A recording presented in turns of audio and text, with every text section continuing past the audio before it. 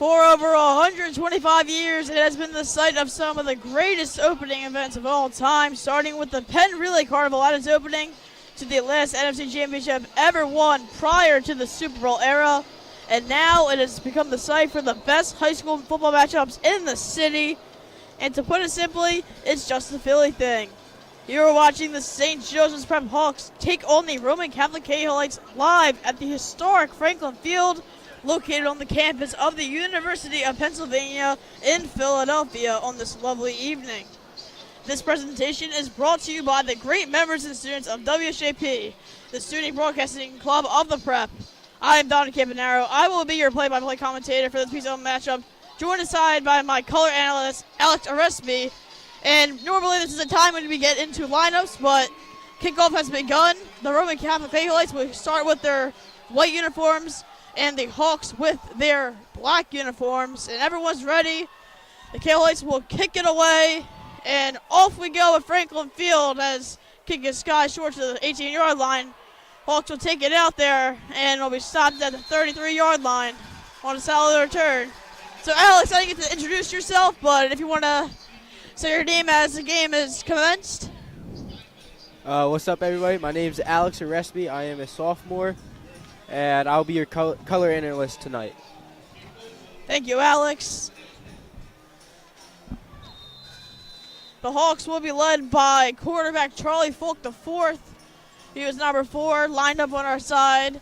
Our running back will be Kai Billups for this game after a knee injury affects the lead running back, Isaiah West, the Ohio State commit. One receivers to his left. Folk snaps up, he handoff right to Billups. Billups runs right up the middle, and he'll gain a few as he's tackled right away.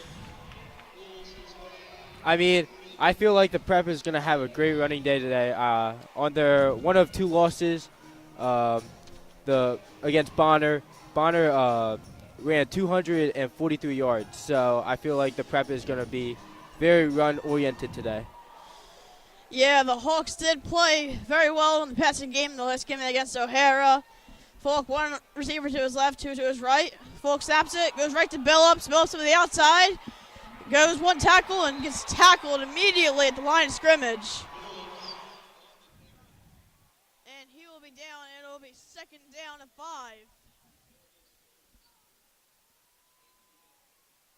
Two straight plays, Alex. The Hawks have went to the run game, as you said. I mean, here I feel like number 6, Elijah Turner is gonna get the ball right here.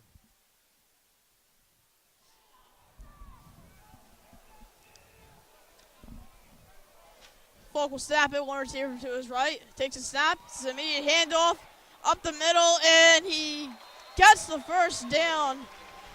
Big run there by the running back, Kai Billups.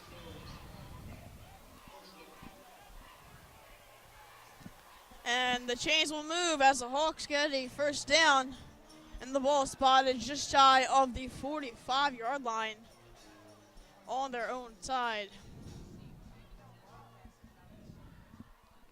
2 to his right. Folk snaps it. He's looking. He'll hit Ramir Hardy for a big catch. That'll be a few. That's a 15-yard reception. Ball at the 41. That'll be another first down for the Hawks. I mean, it's so great to see Ramiro Hardy back. I mean, he's been out for a couple weeks, and, you know, he came back last week, I think, and it's been so great to see him. Yeah, the Temple commit really doing damage against this Roman defense. Folk blitzes at him. He dumps it off to Kai Billups. Billups down the 30, 20, 25, 10, 5, out of bounds at the 6-yard line. Huge pass and dump up there by Folk, and it results in a huge turn of events for the Hawks. I mean, the O-line there was big time. You know, you saw number 62, Jake Nanun, getting down there with a big block for extra yards. Yes, and transfer from Delran, Jake named him himself. Huge blocking there by the whole Prep offensive line, and they love that right side as they've been using this whole season. Well, the Will Vokalits in the backfield, the senior, he'll take a snap. He's running up the middle. 4-3-2, and he is he in? He's good for 6. The presidential run by Will Vokalos makes it a 6-0 game for the Hawks. I mean, like we said since the first play, I feel like we're going to run them to death. What a big run there by the Hawks, and they drive down 5 plays, and they just capitalize with that Will Vokalos run for the touchdown. And now Leo Ritchie will be out for the kick.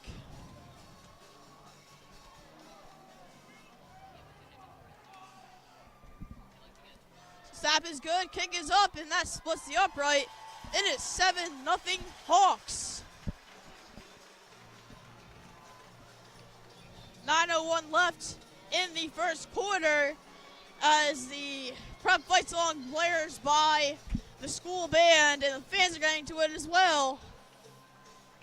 What an exciting first 2 minutes and 59 seconds, Alex. I mean, yeah, and also the crowd's going to be a major factor for today. I mean, it is a blackout tonight, so getting a quick touchdown right here will keep the fans engaged. And the Hawks will be out to kick into this Roman special teams.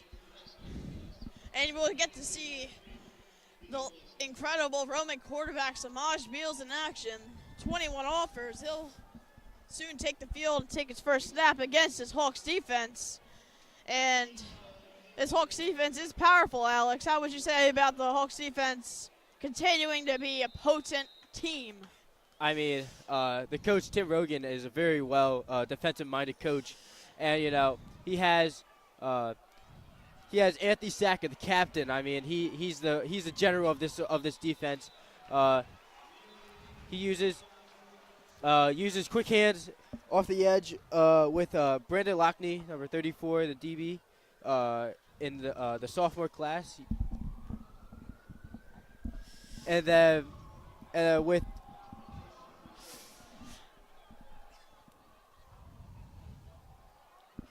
yeah, this Hawks team is loaded. Again, powered by that Notre Dame commit, Anthony Sacka. But here comes Beals in this Roman Catholic offense. 2 receivers to his left. It'll be handoff. It'll be taken down immediately. Huge play there by the defense for the Hawks.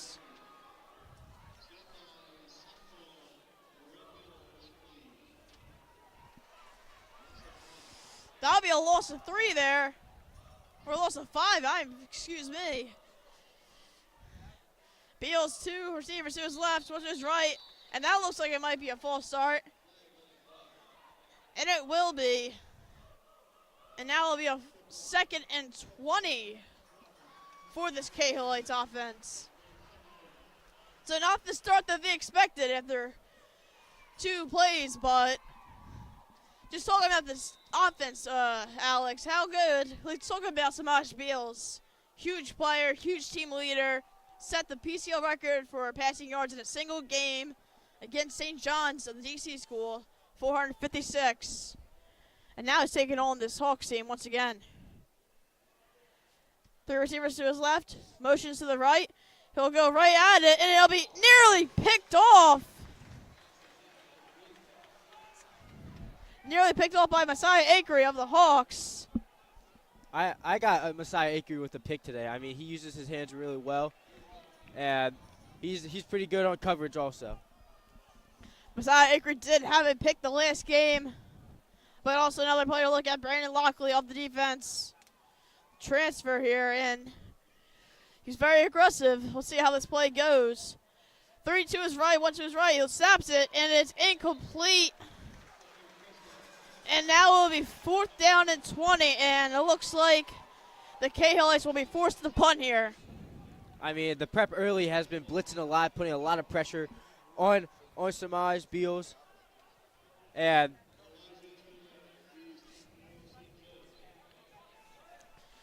yeah, Samaj Beals, as we've said multiple times, 21 offers, uncommitted.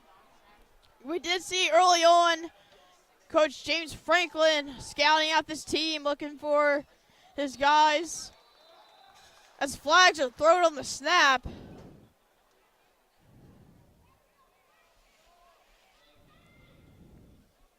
And the referees will be in a huddle now. I couldn't tell if there was any movement on either side, offense or defense. So let's see what the referees come up with here. And it looks like it will be a false start by the Cahillites once again. And now the ball will be at the 8-yard line. And this is a perfect setup for a Hawks block punt here, as they've done multiple times. The Cahillites punter will have to get it off right away. The snap right away, the punt immediately right away. There's a flag on the field as it's taken there at the 46-yard line. It's tackled immediately, and another flag is thrown. So there were 2 flags on the play, one on the snap and one on the return. Let's see what the referees have to do here. This could be offsetting.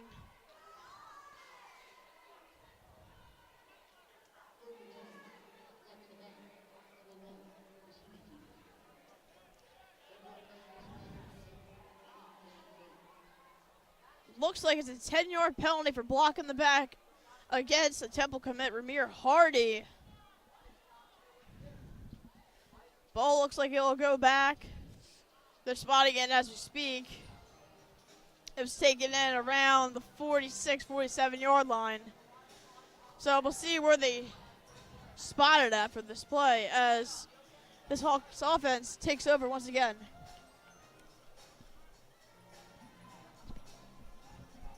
I mean, the Hawks offense is going through by Charlie Folk. I mean, he has been off and on, but early he needs to get in his rhythm. He's way better in his rhythm. He's way better when he's in rhythm and it is calm and is comfortable in that pocket. With Jet Harrison, the freshman, he's been phenomenal lately. Keep getting 100 yards receiving games. And like I said earlier, the Temple commit Ramir Hardy is back. So now their best receivers back on the field, which is good news. Absolutely. And this wide receiving core for the Hawks has seen some changes. But again, the Harrison name still remains in Philadelphia. Third iteration of this is now at the prep with Jet Harrison, the stud wide receiver 3 for the Hawks. Folk will snap it. He'll immediately hand it off to Billups. Billups right up the middle, taken down after a gain of 2. It'll be second down.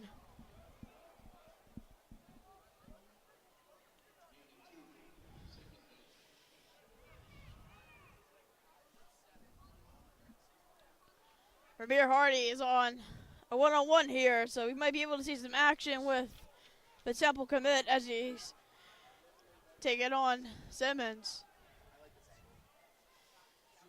2 to his left, 1 to his right. Folk snaps it. He's looking left. He's looking. He's firing. It is picked off by the Cahillites. There'll be a return here. Taken down at the 34-yard line. I mean, you saw pressure early by Roman, and right there that shows that they're gonna blitz them very early. By using that that can make him uncomfortable at times and make him throw more interceptions.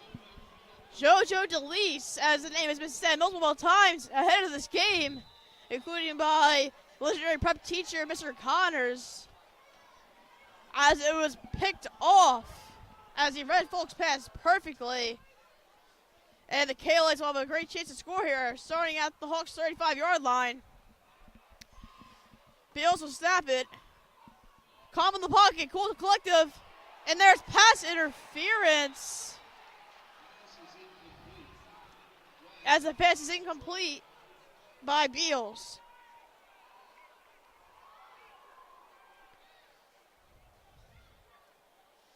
Looked like it was intended for Steve Jr., ANC Jr., the wide receiver 2, but he could not come down with it as the chains will move and another first down for the Cahillites. Now, this Roman offense, their wide receiving core is very good as well. You got Zamir Nuzuin, the wide receiver 1 for the Cahillites, number 8. Beal snaps it. He goes right at the running back, down to the 6-yard line. Pass was to Jeremiah Tab, the RB2 for the Cahillites. I mean, Tabs has one D1 offer from Central Connecticut State. Last game against Judge, he had 2 touchdowns. He's a very shifty running back and will catch the ball. Tab is taking the place for a very good running back 1, Kincaid. And it'll be a handoff by Beals, taken out immediately by the Hawks defense. And it'll be 2nd down. So 2nd and goal now for the Cahillites. Motion to his right. Beals looking for the end zone. Incomplete. Great defense there by Messiah Ackery. Huge play there by the Hawks defense as it forces a 3rd and goal for the Cahillites. I mean, he threw that to Ian Shee Jr. He plays wide receiver and DB. I'm gonna relate to him to Travis Hunter because that's the only person I would know that does that. Yeah, a lot of players lately have been doing that. LaSalle also has the best player doing that to the end zone, and that's caught for the touchdown.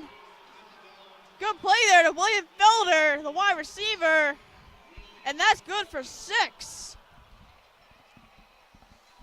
I mean, Samaj Beals is very well under the pressure in the pocket. He likes to roll out a lot, and he's a great improviser.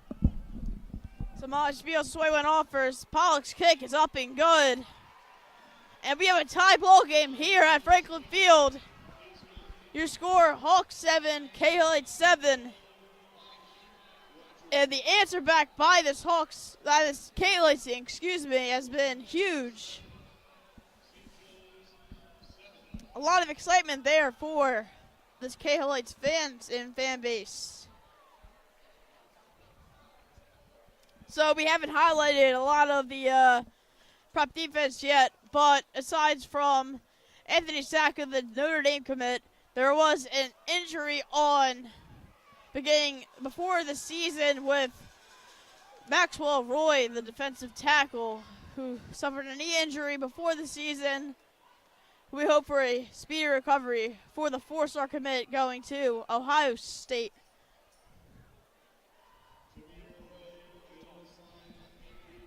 Roy is a very, very tough loss, but we still have Alex Haskell, a DN, 3-star recruit offered from Wisconsin, Penn State, Miami, West Virginia, and more. Seems to find ways to cause havoc in the backfield. And another flag down on the kickoff as it was bobbled out of bounds at the 26-yard line.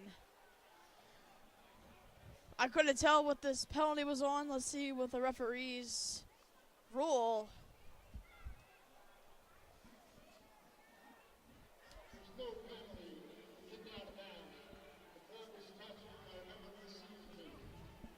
And there was no penalty on the play after the ball was tipped out of bounds. And it will be Hawks ball at the 25-yard line as they try to storm back and capitalize on this game.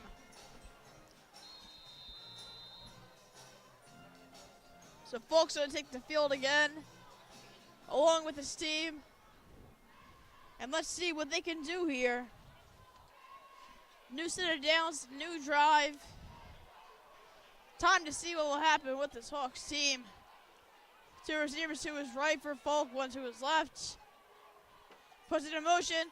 It'll be a handoff to Jameer Rowe. Rowe down the 25-30, taken down to the 34-yard line. They'll spot him at the 32. 2nd down.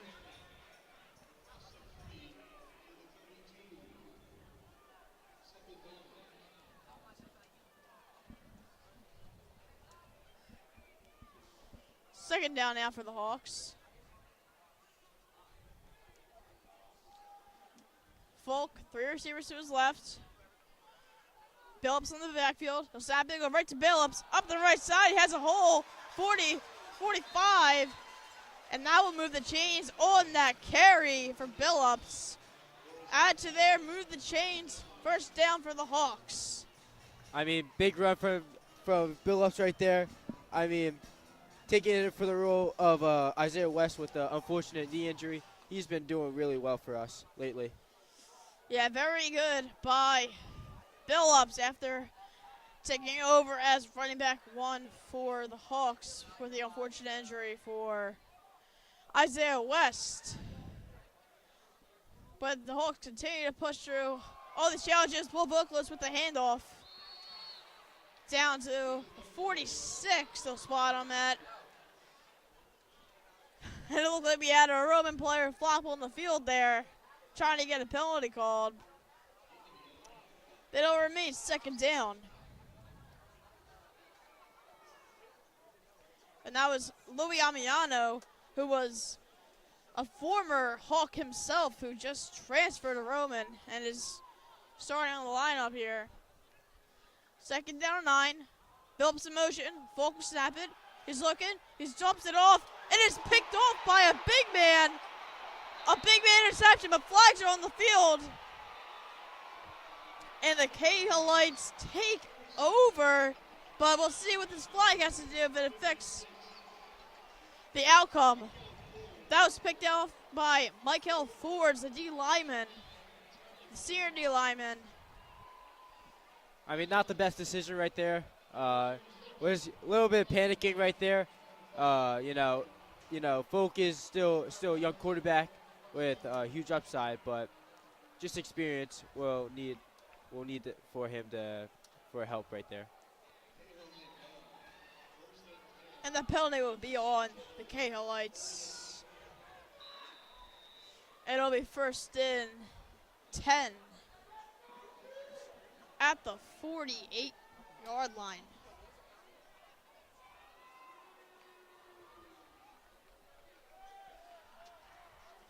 And so Beals will take over once more. 3 receivers to his right, 2 to his left. In motion against Steed. Beals snaps it. He's looking. He'll fire to Steed.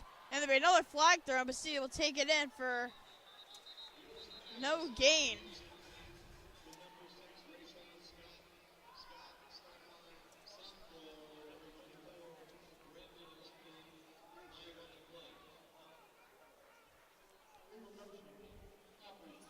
It'll be a legal motion as the play is taken back. I mean, Roman uses a lot of motion, so unfortunately that would happen sometimes. So 5 yards back results in first and 15. 2 to his right, 2 to his left. Scott in motion. Beal snaps it, and it may have been a false start there on illegal motion. That will be 5 yards back again on a false start call. I mean, these penalties are killing them right now. They had all the momentum they needed, just got off a pick, and 2 penalties just moved them back about 10 yards.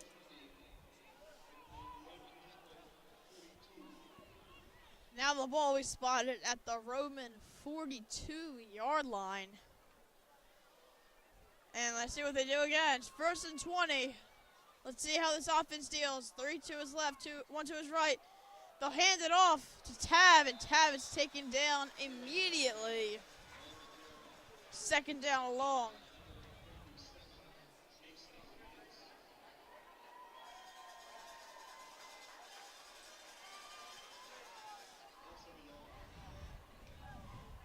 That'll be a loss to the yard by Tab.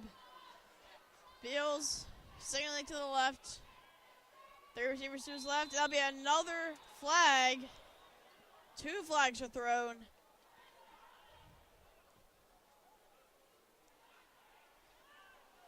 It's interesting, Alex. A lot of flags for this game. I mean, you're in Franklin Field. The atmosphere is big. Maybe they're you can't, just anxious. Maybe it is, but that's another false start for this Hawks. I'm sorry, I apologize for this Cahillites team. I apologize there. And another flag is thrown, and that'll be false start again. Oh, what are the odds are this? Is that 4 straight right there? It'll be a 2nd and 31. They've only had one play since on that first down run by Tab on a 1st and 20, and have lost 11 yards since. Let's see if they can turn that around here. 2nd and very long for the Cahillites. Scott in motion. Beals takes a snap. He's looking, he's firing deep, and it is incomplete. Looking for PI there, but heavily contested, heavily guarded, and it's shut down immediately.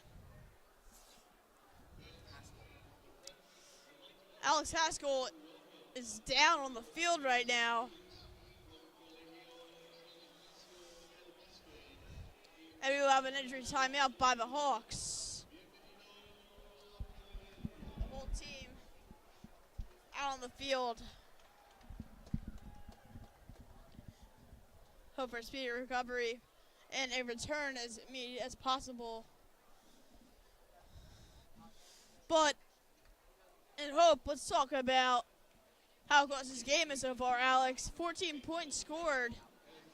And it's only been little near 10 minutes of play. I mean, this is as close as it gets for PCL football. I mean, yeah, but at the same time, I feel like we could definitely have more points if we take care of the ball way better. The Hawks could definitely capitalize. However, maybe some play call designs did not favor them. Haskell gets up, and he will walk it off there. He looks good. Just shake it up a bit, but he'll be fine.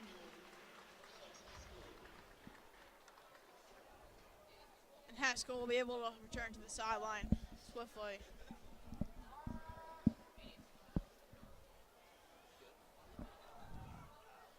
Well, it's 3rd and 31. And I would be beyond flabbergasted if they did not throw the ball here. 3 receivers to his left of Beals, 1 to his right. Tab in motion. Beals snaps it. He's looking. He's scrambling. He just dumps it off. Picked off. That'll be Messiah Ackery. They'll take it to the house. However, we do have a flag down. This could come back. But as it stands, it's a pick 6 by the Hawks. Let's see who this penalty's on. That might decide the whole play.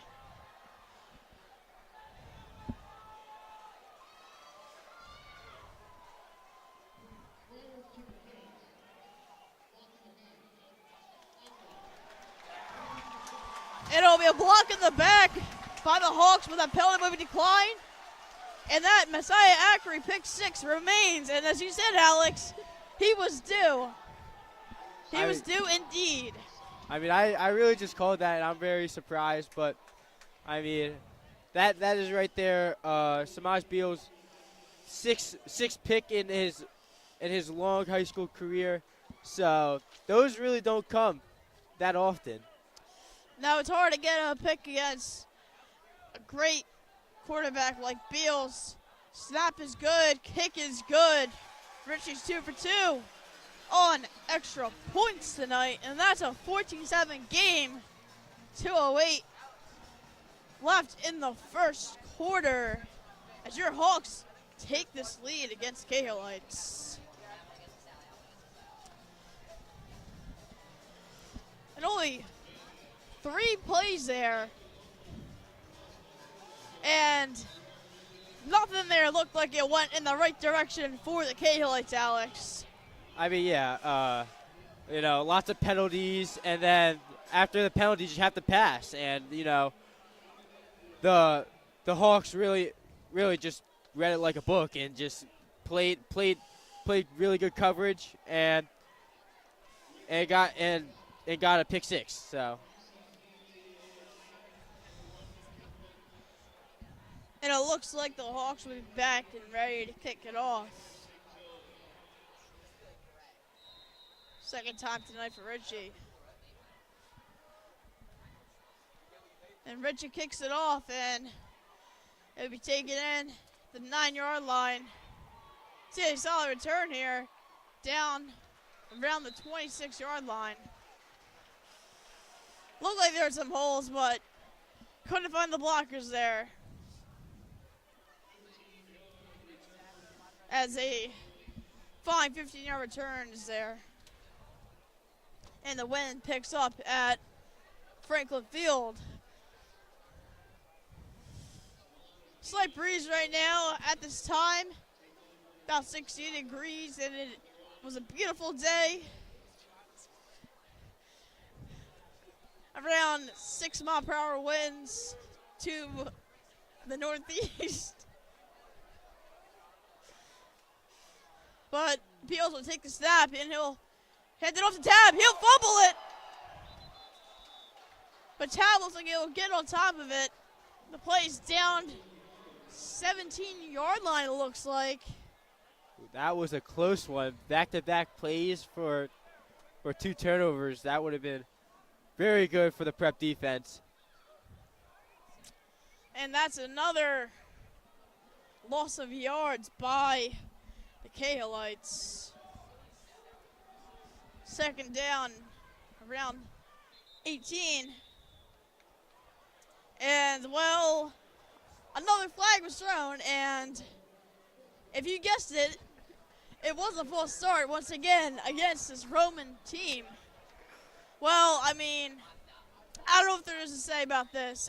If I am Coach Preet, you have to address something now. This would be unacceptable if you were the coach of this team. I mean, for me, Monday's practice, you're going to be running forever. This is getting absurd. I mean, this is beyond running, Alex. This is like running until you pass out. But let's see how the Cahillites come back. Beals will take the snap. He'll look deep. He'll look to Scott, and it's incomplete. Almost picked off by number 9. Ryan McDonald almost had that. Yeah. Third down again. 3rd and 21. It's incredible how long his third down plays have turned into. I know. Used to be close downs now for third down, but looks like the Cahillites cannot capitalize. Beals will take a snap. He'll dump it off. Take it in by Scott down to the 23, the 22. They'll spot him. It looked like number 8. Number 8, Zaire Newson was calling for the ball, and I think as a roughing the passers is called, I thought Zaire Newson was gonna get that ball, but number 6, Ryshawn Scott would have took it. Yeah, Ryshawn Scott, that wide receiver, has been the main target so far, but Newson, as we've said, very good wide receiver 1. The reach was right, taps in motion, and oh my goodness. Well, this is a recurring theme now for every single play. That's a penalty against the Cahillites for, you guessed it, false start. I think that's number 7 for them. So that is about 35 yards they lost 35 yards just from false starts. Maybe we can get a counter going for one of our kids. 16 seconds left. Beals will snap it. He's looking in the pocket. Ball comes out. Who will have it? And it looks like the Hawks do.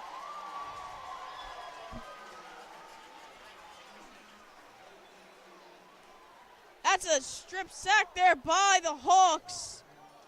And that will go in favor for the Hawks as well. I mean, that is huge after that roughing the passer first down. You know, just getting that. Now all the momentum is back on the Prep side. Huge play there. It looked like taken by Colin Anderson for the strip sack. And Charlie Folk will take over. First down for the Hawks. Folk will snap it right to Billups. Billups on the left side, taken down immediately. And that will be your first quarter. Your score, the St. Joseph Prep Hawks 14 and the Roman Catholic Cahillites 7. So Alex, just cover what we've seen with these 21 points in the first quarter. I mean, you have to address the Prep's defense has been incredible, putting up a stand, only allowing 7 points for 12 minutes is very good, taking on a PCL contender. I mean, they put on a clinic right now. I mean, Masai Akri, Saka, and Alex Haskell has been putting on a show in coverage, and you know, and we also keep getting a lot of pressure on Shamaz Beals, and it's been going really well. Yeah, to say that it has been in the favor in the Hawks, it's not a understatement there, as Cahillites have been playing a bit of sloppy football right now. And, I mean, might as well give a shout out as we can to this whole WSJP crew, stuck through it, through these games. Horrible weather, which we were lucky to not face this year, but they are here. We will give them a shout out as well at the end of this broadcast. And Folk will snap it, and Billups will take that down for carry of 2. And it'll be third down. I mean, right here for Roman, I would think a blitz would be coming because, you know, if you haven't seen, two of their interceptions have came off of blitz and pressure on Folk. So let's see if the Hawks do counter this blitz. And it looks like they will not bring a blitz. Folk looking for the end zone. Incomplete. Intended for Jameer Rowe. I apologize, just short of the end zone. And it looks like Leo Ritchie will be out to kick for 3. I mean, really good coverage by Ian Shee Jr. I mean, just locked him up really, really well and forced them to get a field goal.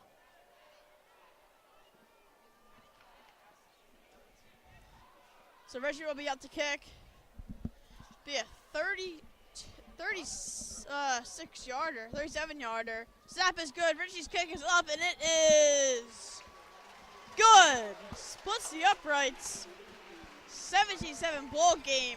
11:06 remaining in the first half, Alex. I mean, that it's kind of unfortunate that we couldn't get a touchdown, but at least we got the field goal, and it is up by 10 over Roman.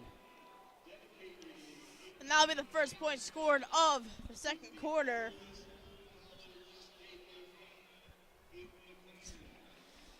And student section is getting to it as well, or the few that we do have for the student section for this blackout. And Hawks will kick it away once again.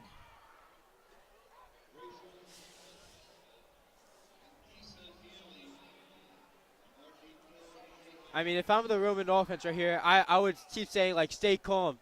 You know, we're only down by 10, and you know, it's still manageable to come back and get this W. That is true, Alex. So let's see if Beals keeps his composure. Maybe understands that he's got 21 teams that are watching him playing right now that gave him offers. Richie's kick is down, taken in, 4-yard line. Broken tackle there, and it'll be tackled down at the 23-yard line. And that'll be a solid return for the Cahillites.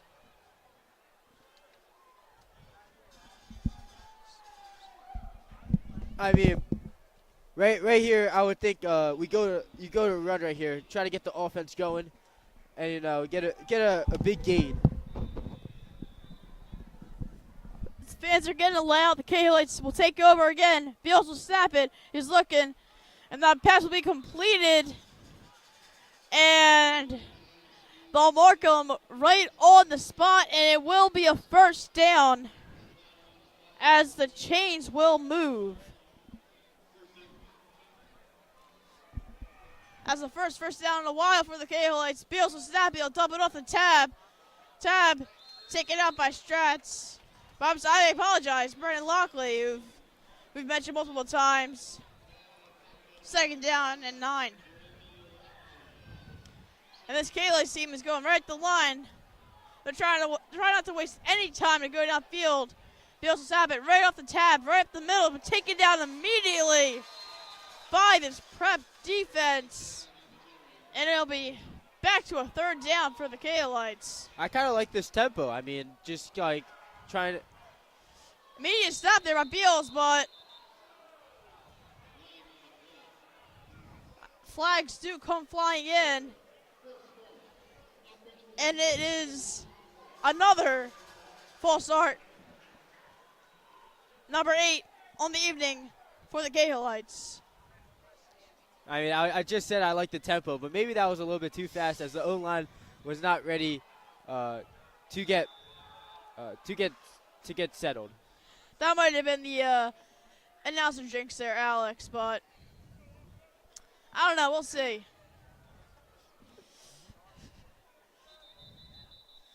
And timeout will be taken by Coach Rick Preet. We're score 17-7, 10:25 left in the first half. All right, so this Roman team, this is the drive they have to take to capitalize here. They want to get up early as they do have the ball to start off the second half. Although there is 10 minutes left, this is the best chance for them to drive downfield. Although they have to understand that this Hawks defensive line is coming at them with full force, and the wide receivers do have to, quote-unquote, lock in, as they say. Yeah, I mean, getting a touchdown here would be huge. Get it to a 3-point game with maybe like 2 minutes left, and then come into the second half with some momentum.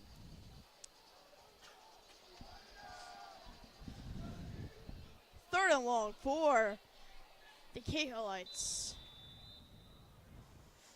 Beals snap it. He'll look, it'll be a screen. It's incomplete. Oh, right at the hands intended for Rayshon Scott. That'll be a 4th down. Well, I know one thing. They're not going to get a touchdown this drive. That is true, Alex. They will definitely not get a touchdown on this drive, although we might see a fake punt here, which would be very great for our viewers. Polk will be ready to punt it off. And they'll snap it, and he'll get it off immediately. Kicks to the 50-yard line, bounces it a little bit down to 43. And the Hawks take over. So that's another unfortunate circumstance that happens for the Cahillites, that they cannot manage their playbook well. These penalties have just been killing them, Alex. I mean, yeah, 8 false starts, penalties on the defensive side. I mean, yeah, they could be playing way better right now. Absolutely, Alex. I mean, this is not how you want to play against a talented prep defense. And they're making them look as good as they really are, and maybe even better. But let's see how the Hawks offense does. Falk Back there, Falk will snap it. He'll dump it off to Hardy. Hardy down to the 40. Tries to break a tackle, and it does. Down to the 47. And that'll be good for a catch for about 4. Hardy looks like he's wobbling a little bit, maybe a little bit injured. Yeah, Hardy a bit shaken up there. He's on the sideline. We'll give you an update on him as the game goes on. But back to action. Falk back there. Falk will snap it. He'll give it to Will Vocalist going up the middle, bulldozing as hard as he can, but cannot get all the full momentum. And the ball will be spotted at the 50. 3rd and 4.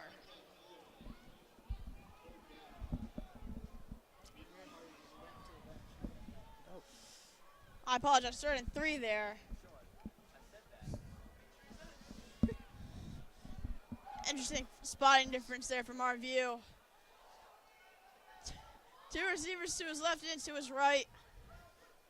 Phelps in the backfield. Falk under center. Falk will snap it. He's looking and he's firing to Jameer Rowe, and he catches it. A completion there.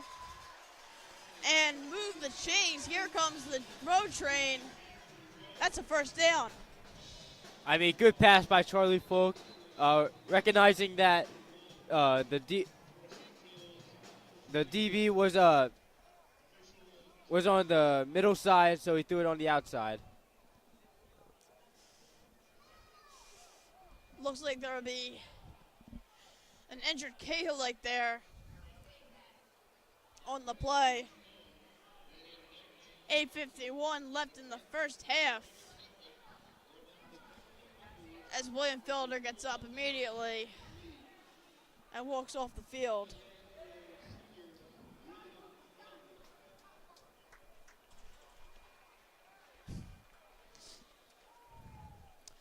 So it'll be a 1st and 10 for the Hawks. Let's see what Falk can do here. Maybe we might get to see a deep bomb to Jet Harrison. I mean, lately he's been overthrowing a little bit, so maybe he gets it on target right here. Elijah Turner and Ramir Hardy to his right, and Chris Dimas and Jet Harrison to his left.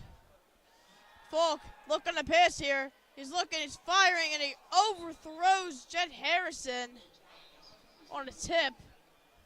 It's a bit outside there by Falk. Looks a bit nervous.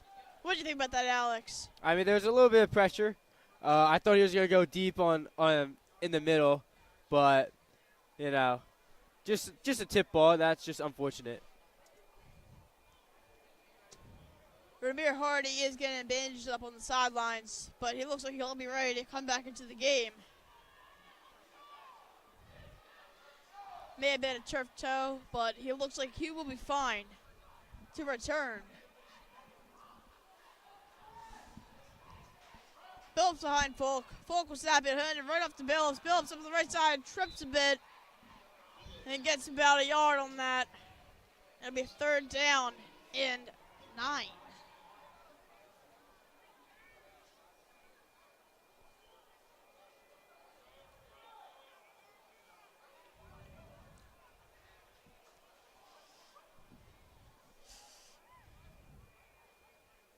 Play calls on the sidelines. Falk receives them. Falk's ready. And so is his offense to see what the Hawks can do on this 3rd down and long. Falk will snap it. He's looking to his left. He's looking. He's firing. And that'll be caught by Elijah Turner. And I apologize. Jameer Rowe. Wait. Or is a flag on the field? I apologize for this confusion.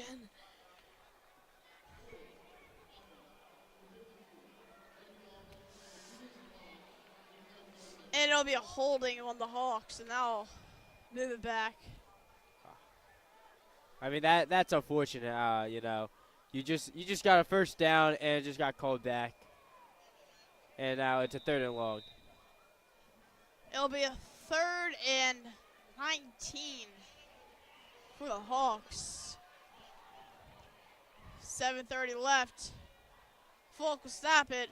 He's got to go deep. He's looking, scrambling. He's hit. He's continues to stay up. He's going. He's firing. It is incomplete to the pass to Jeff Harrison on the sideline. He just bobbles it. It's incomplete. And I think the punt team will have to come out here as the third down conversion does not go. You know, even though Charlie Folk had that incomplete pass, that was really good pocket presence right there, and getting out of the pocket and improvising for what he had. Folk couldn't find anyone open downfield, so it was a high pass, but I mean, to get anything out there was fine. Richie's punt, kicked down to the 4, taken in. Flags thrown everywhere, taken down at the 8. So let's see what these penalties are on now. As it certainly can't be a false start, correct? I mean, it seemed like it was a block in the back on the receiving team. Let's see what the referees call here.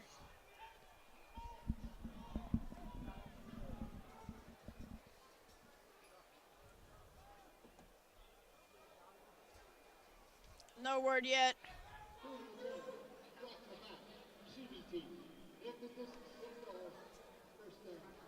And as you said, Alex, it is a block in the back. Hit misses to the goal line. Ball is on the 5-yard line. Beals on the center. Beals will snap it. He's looking, he's firing. Completes it to his receiver. To Ian Steve, the junior. As we said, the Travis Hunter-like figure. Good catch there by Stead.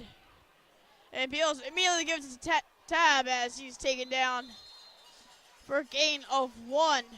That's a quick third down there, Alex. Yeah. I mean, they're still going with the tempo, even though last time it really didn't work. They fire immediately to Scott, and he'll pick up the first down.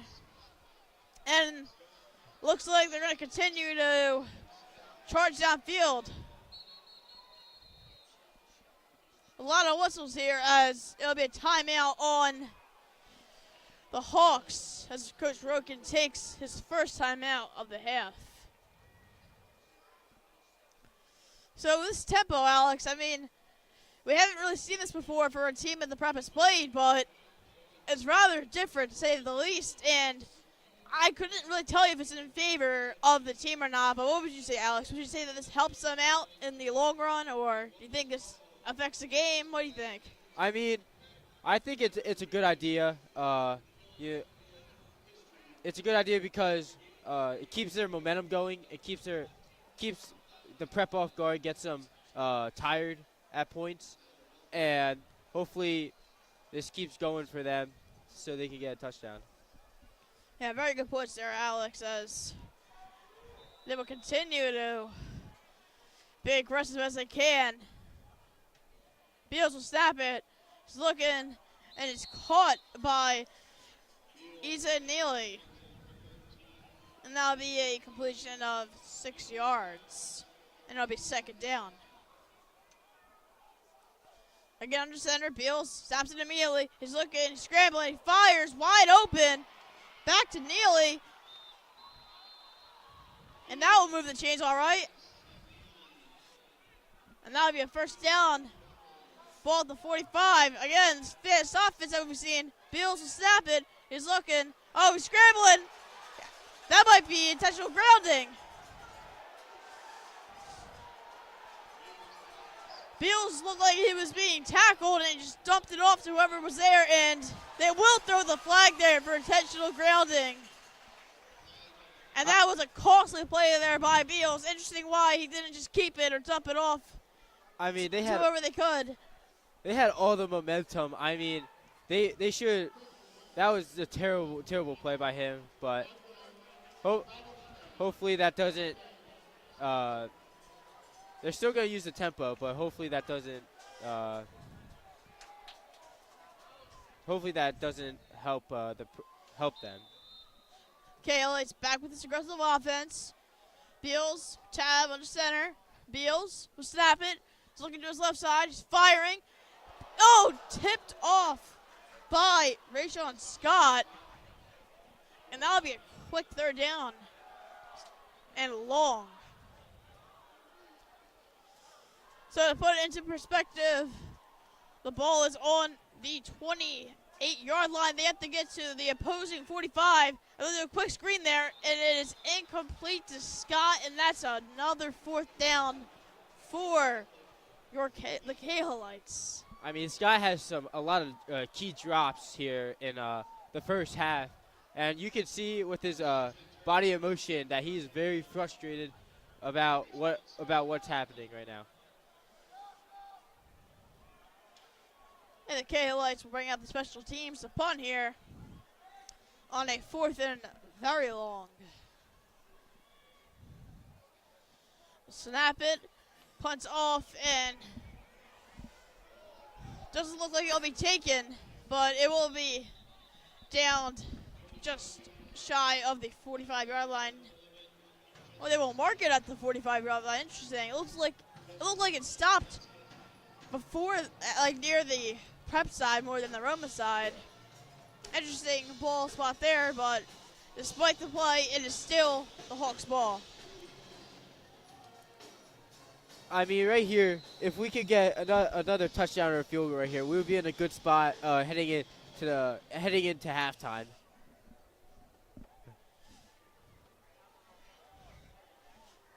.5:17 left in the first half. Once again, your score 17-7 as the Hawks lead the Cahillites. Folk will take over again. Folk will hand it off to Phillips. He has a good run here. Still going. Huge stiff arm there. Takes the helmet off. How aggressive was that? I mean, that just shows how much power he has with that stiff arm. And we haven't really gotten to see a lot of the stiff arm action of Kion Phillips after Isaiah West took over. And that was an interesting play there to see him, as he's normally an elusive running back, very agile and fast. This is the first time I've ever seen it. Instead, will walk off. He was the one whose helmet was flying off by Phillips.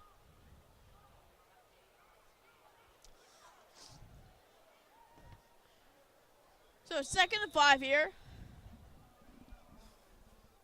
4 minutes, 50 seconds left. Clock's continuing to run. Folk. Fake sampling to his left. Got Will Vokalos back there, the student council president of St. Joe's Prep, and flags are flying, and this is the play that Roman had that affected them the first quarter, and now as it came against the Hawks, that is the false start, and it will be a 2nd and 10 now for the Hawks. You know, hopefully this doesn't kill them like Roman, like it has for Roman, and we can get a first down right here. Folk under center once again. And Will Vokalos there. Folk looking to pass. Hit Jet Harrison on the pass. And they'll pick up about 6. And it'll be 3rd down and 3.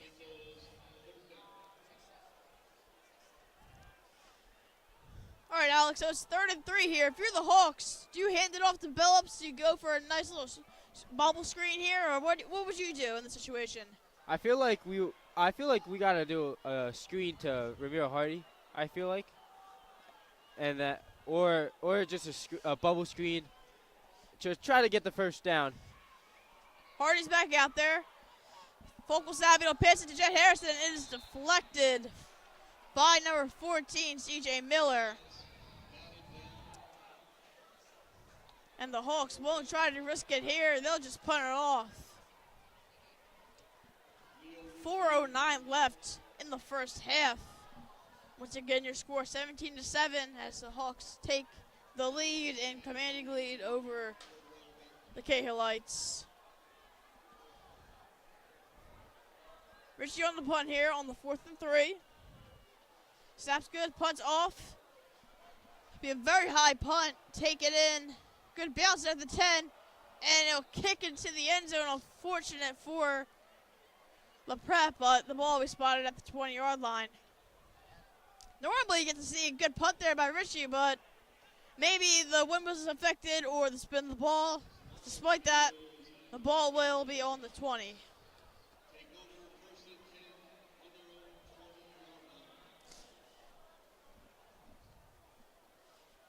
So here we go again with the Cahillites offense. Once again, aggressive and fast as usual.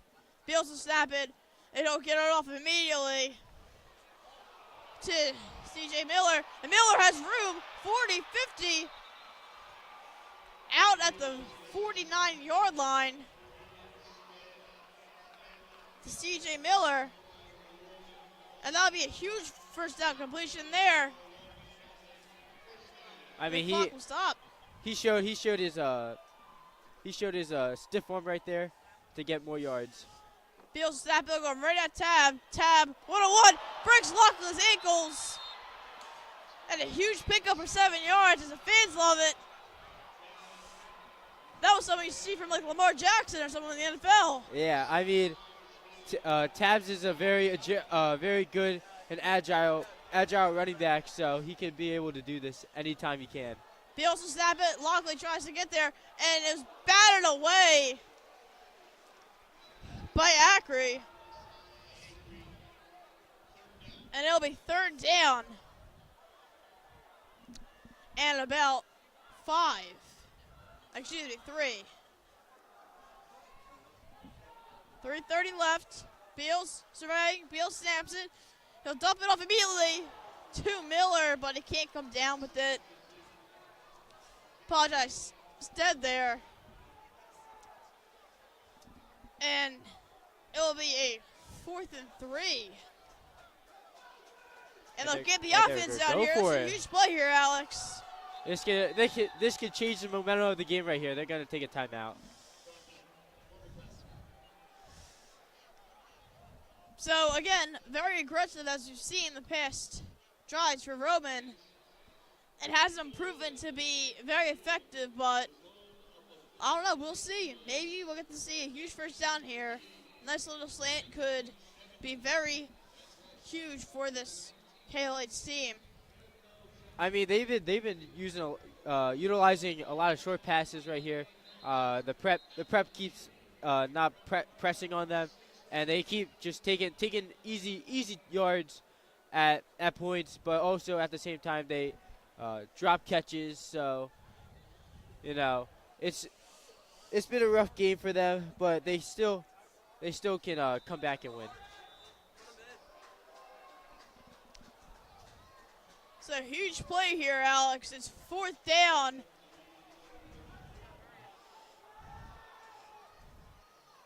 And it looks like Seb will snap it, and he'll run, try to get the first down. He gets it. That was a very interesting play there, Alex. And that proved successful. As immediately Beals will snap it. He's looking, he's firing immediately. Incomplete. 10 to target with Scott. 2nd down. I feel like that's his 4th or 5th drop of the game. That's been very crucial for them. And he could have, they could be being in a way better position. Deep ball there by Beals. Incomplete. Flags flying. Let's see where this is on.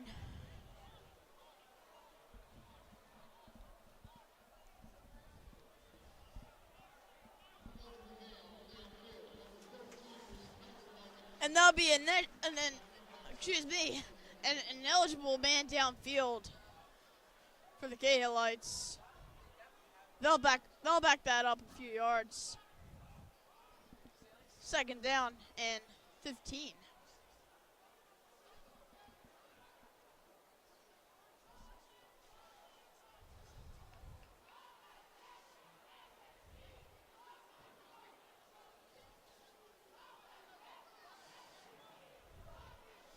Ball will be spotted on the Hawks' 42-yard line.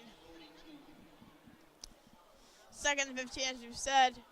I like to see a sack here, but I think they sack it. That would be a huge play to force a long 3rd down, as seen the Cahillites cannot convert successfully multiple times. So Beals is ready.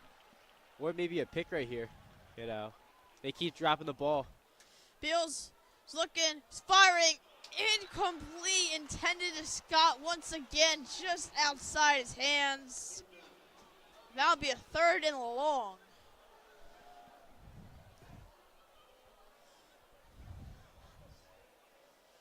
So the field goal kicker, the place kicker for the Cahillites, Eli Pollock, doesn't have the best leg in the PCL, but let's see if he can't kick far, because they could just lay up here with a nice slant and get him to field goal range. Beals will snap it. He's looking under pressure, gets out of it, it's tackled by Anthony Sacca.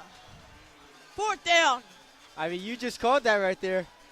That's a huge play for the Prep and their defense, and they're gonna go for it. Like, well, I mean, how can you now? I mean, yeah, you have to with about 2:30 left. 2:30 left. 4th and very long for Cahillites. Oh, this is special. We'll see a punt here by Beals, and oh my goodness, folks, that ball is down at the 1-yard line. I mean, now you got a quarterback that can do it all, Alex. I mean, what's going on now with this Roma team? I mean, I didn't think that was gonna happen, but you know, that was very sneaky play from them, and now we're backed up at the 1. Quick shout out to St. Joe's Pep Band, as they're really getting into this game, and as they have always been trying to get to games. Very impressive to see it by the Hawks, the Prep special coaches, and it looks like they'll have to do a QB sneak here. Looks like they're gonna tush push it. We've seen this before in the city, and that'll be a gain of about 2. So yeah, tush push and brotherly shove, the QB sneak, whatever you like to call it. I mean, as they say, it's been a thing here in Philadelphia. It's just a Philly thing, as we've said multiple times.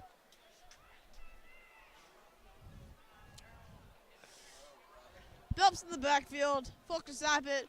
They give it right to Billups. Billups up the middle. He'll gain a few, and it'll be 3rd down.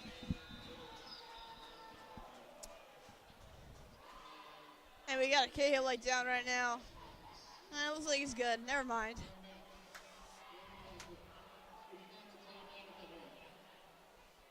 Apologies, there was a timeout there for the Cahillites. And it'll be 3rd down. Gotta highlight that play by Beals. I mean, we've seen that punt by quarterbacks like throughout history. How about like Tom Brady doing it? Like, that's just interesting to see the kid doing it. Again, I don't think college is scout for that, but it's pretty interesting to see these quarterbacks taking all other people's positions and probably also stealing their money and their offers. I didn't see that coming at all. I don't think anybody on the Prep side saw that coming at all. So, like I said, it was a very sneaky play for them. But the Prep will take over. 17-7 is your score. 1:33 in the game. Ball is on their own 8-yard line. And Falk will look to pass here. It's a deep ball. It will be caught by Jet Harrison to the 50, 45-40, 35-30, 25-20, 50-10-5. He will go to the house. What a play there by Jet Harrison. Wow, I did not see that coming at all. 93 yards to the house. I mean, it was a 1v1 from the line of scrimmage, and Jet just blew him out of the water. I for that apologize for touchdown. screaming, but the atmosphere was so electric. Everything came together. Everything was right, drawn up there perfectly for the Hawks. And it capitalizes 93 yards to the Casa. And now Richie will kick off to make this a three-possession game. Wow.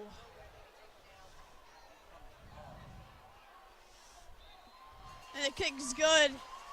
I mean, what an unexpected turn of events there, Alex. On a third down play, you did not expect them to go a yard there. And they just delivered the whole way. I mean, that was a home run. I thought they were just going to do a slant right there to Harrison, but instead they just went for the try to go for the fences and went yard. How about the kid, though, Jet Harrison? I mean, the family name isn't as prominent as it can get. Not even Trotter is as famous as it could be. Again, Marvin Harrison Jr., the Arizona Cardinal, was also a prep alum, as you probably have heard many times, and you probably ignored a million times. But again, we'll say it again. This family has been here. This family lives here. And I think his family loves it here, too. And Richard will be off to kick it for the kickoff. Be taken in 7-yard line. Nice little return here, down to the 30. Take it into the 33-yard line. Solid return there by Miller. I apologize, Neely.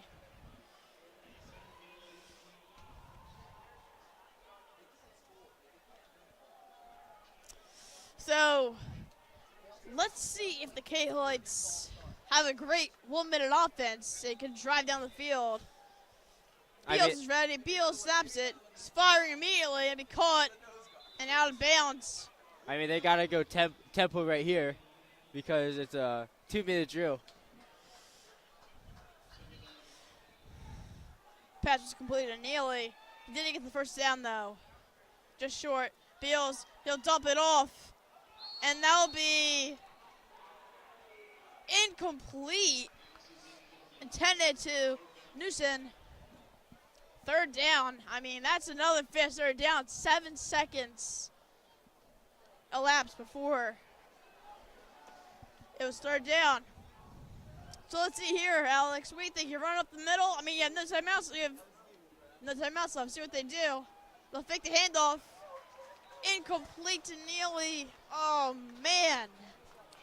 And it's fourth down. I mean, that was really good coverage by number 26. By the prep defense, and, got him off the field pretty quickly. See what the Cahillites do here. Maybe we might see a flea flicker, a hook and ladder. I mean, at this rate, you don't know what you can expect. This could be a fake punt, and we just don't know it.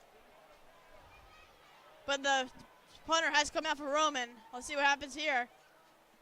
And he will do a punt. Taken in by Turner. Tackled immediately at the 37-yard line.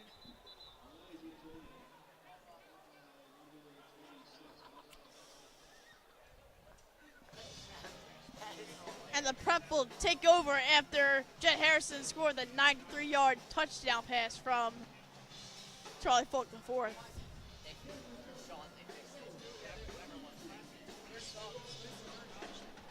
I mean, it's been a great half for the prep. You know what?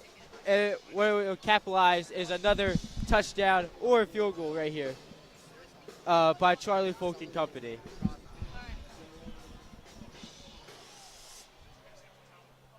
Seconds left in the first half. But folks, don't go away. Hawk Talk at the half brought to you by Sean Drosnock, our vice president of the club, and Ryan Sullivan. Here we go. First down here for the Hawks. Folk will snap it. It'll be a pass here. And I do not know who was throwing that to, but that will be incomplete. Maybe to Khalil Stewart, the former Roman player. Alex, I couldn't really tell you, but I guess it was.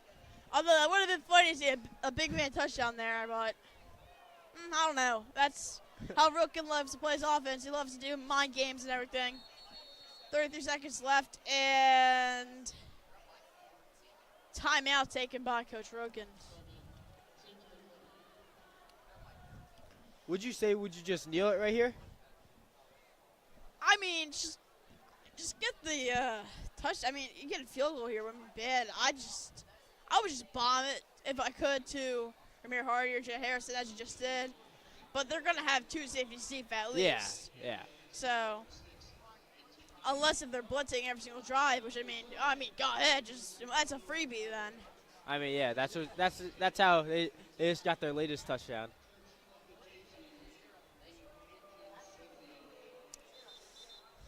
So let's see what Rookin has up his sleeve here.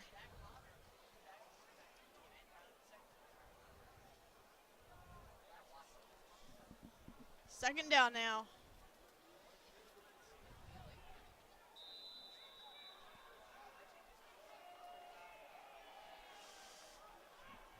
Folk's ready. Folk will snap it as Horton goes off for what would have been a delayed game, but handoff goes to Kyle Billups immediately. That was something different there, Alex. I didn't expect there to be a horn for a delayed game. Yeah. But 10 seconds left. It looks like the Hawks let this run out. So that will be your first half. Your score, your St. Joseph's Prep Hawks 24, the Roman Catholic Cahillites 7. I'm Dom Campanaro. That's Alex Erespe. We'll be back after Hawk Talk of the half, brought to you by Ryan Sullivan and Sean Drosnock.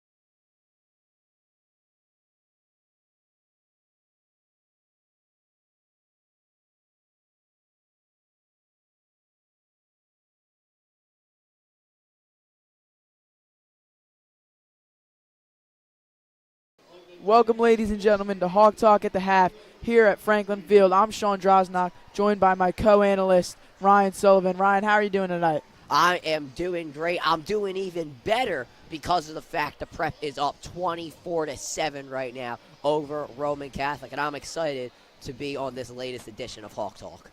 Speaking of that 24-7 lead for the Prep, Ryan, who do you think really stands out for the Hawks so far in this one that, gave them such a big lead? I think right now you got to go with Billups. He is averaging 4.40 yards per carry right now. They're giving him the ball on first down, on those early downs. He is really getting in there. He's really on the grind right now. He is doing a really good job.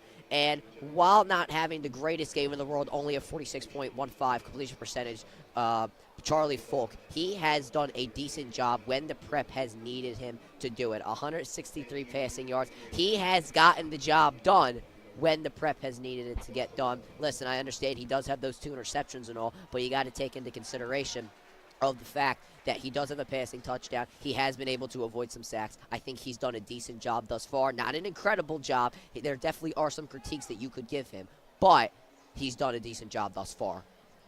Ryan, I'd have to disagree. I'd have to say the player of the game is on the defensive side of the ball. There's so many options. I'd have to go with Messiah Ackery. 2 tackles, 3 battled passes, an interception that he returned for a touchdown, 28 yards. He's really, I think, the reason the Prep's still in this. He's gotten a lot of battled passes. He's gotten that interception, of course. So I really think he's the key reason. But you have the other guys on the defense, like Roman Colarbedino having a great game, 4.5 tackles, leading the team in that. The sacks are really spread around today. Sack has got a sack. Cam Smith has a sack. Alex Haskell has a sack. So the defensive line is getting the pressure. The defensive backs and the secondary are doing their job in battling passes and getting those backfield tackles. So I really think the player isn't on offense. It's really just the entire defense.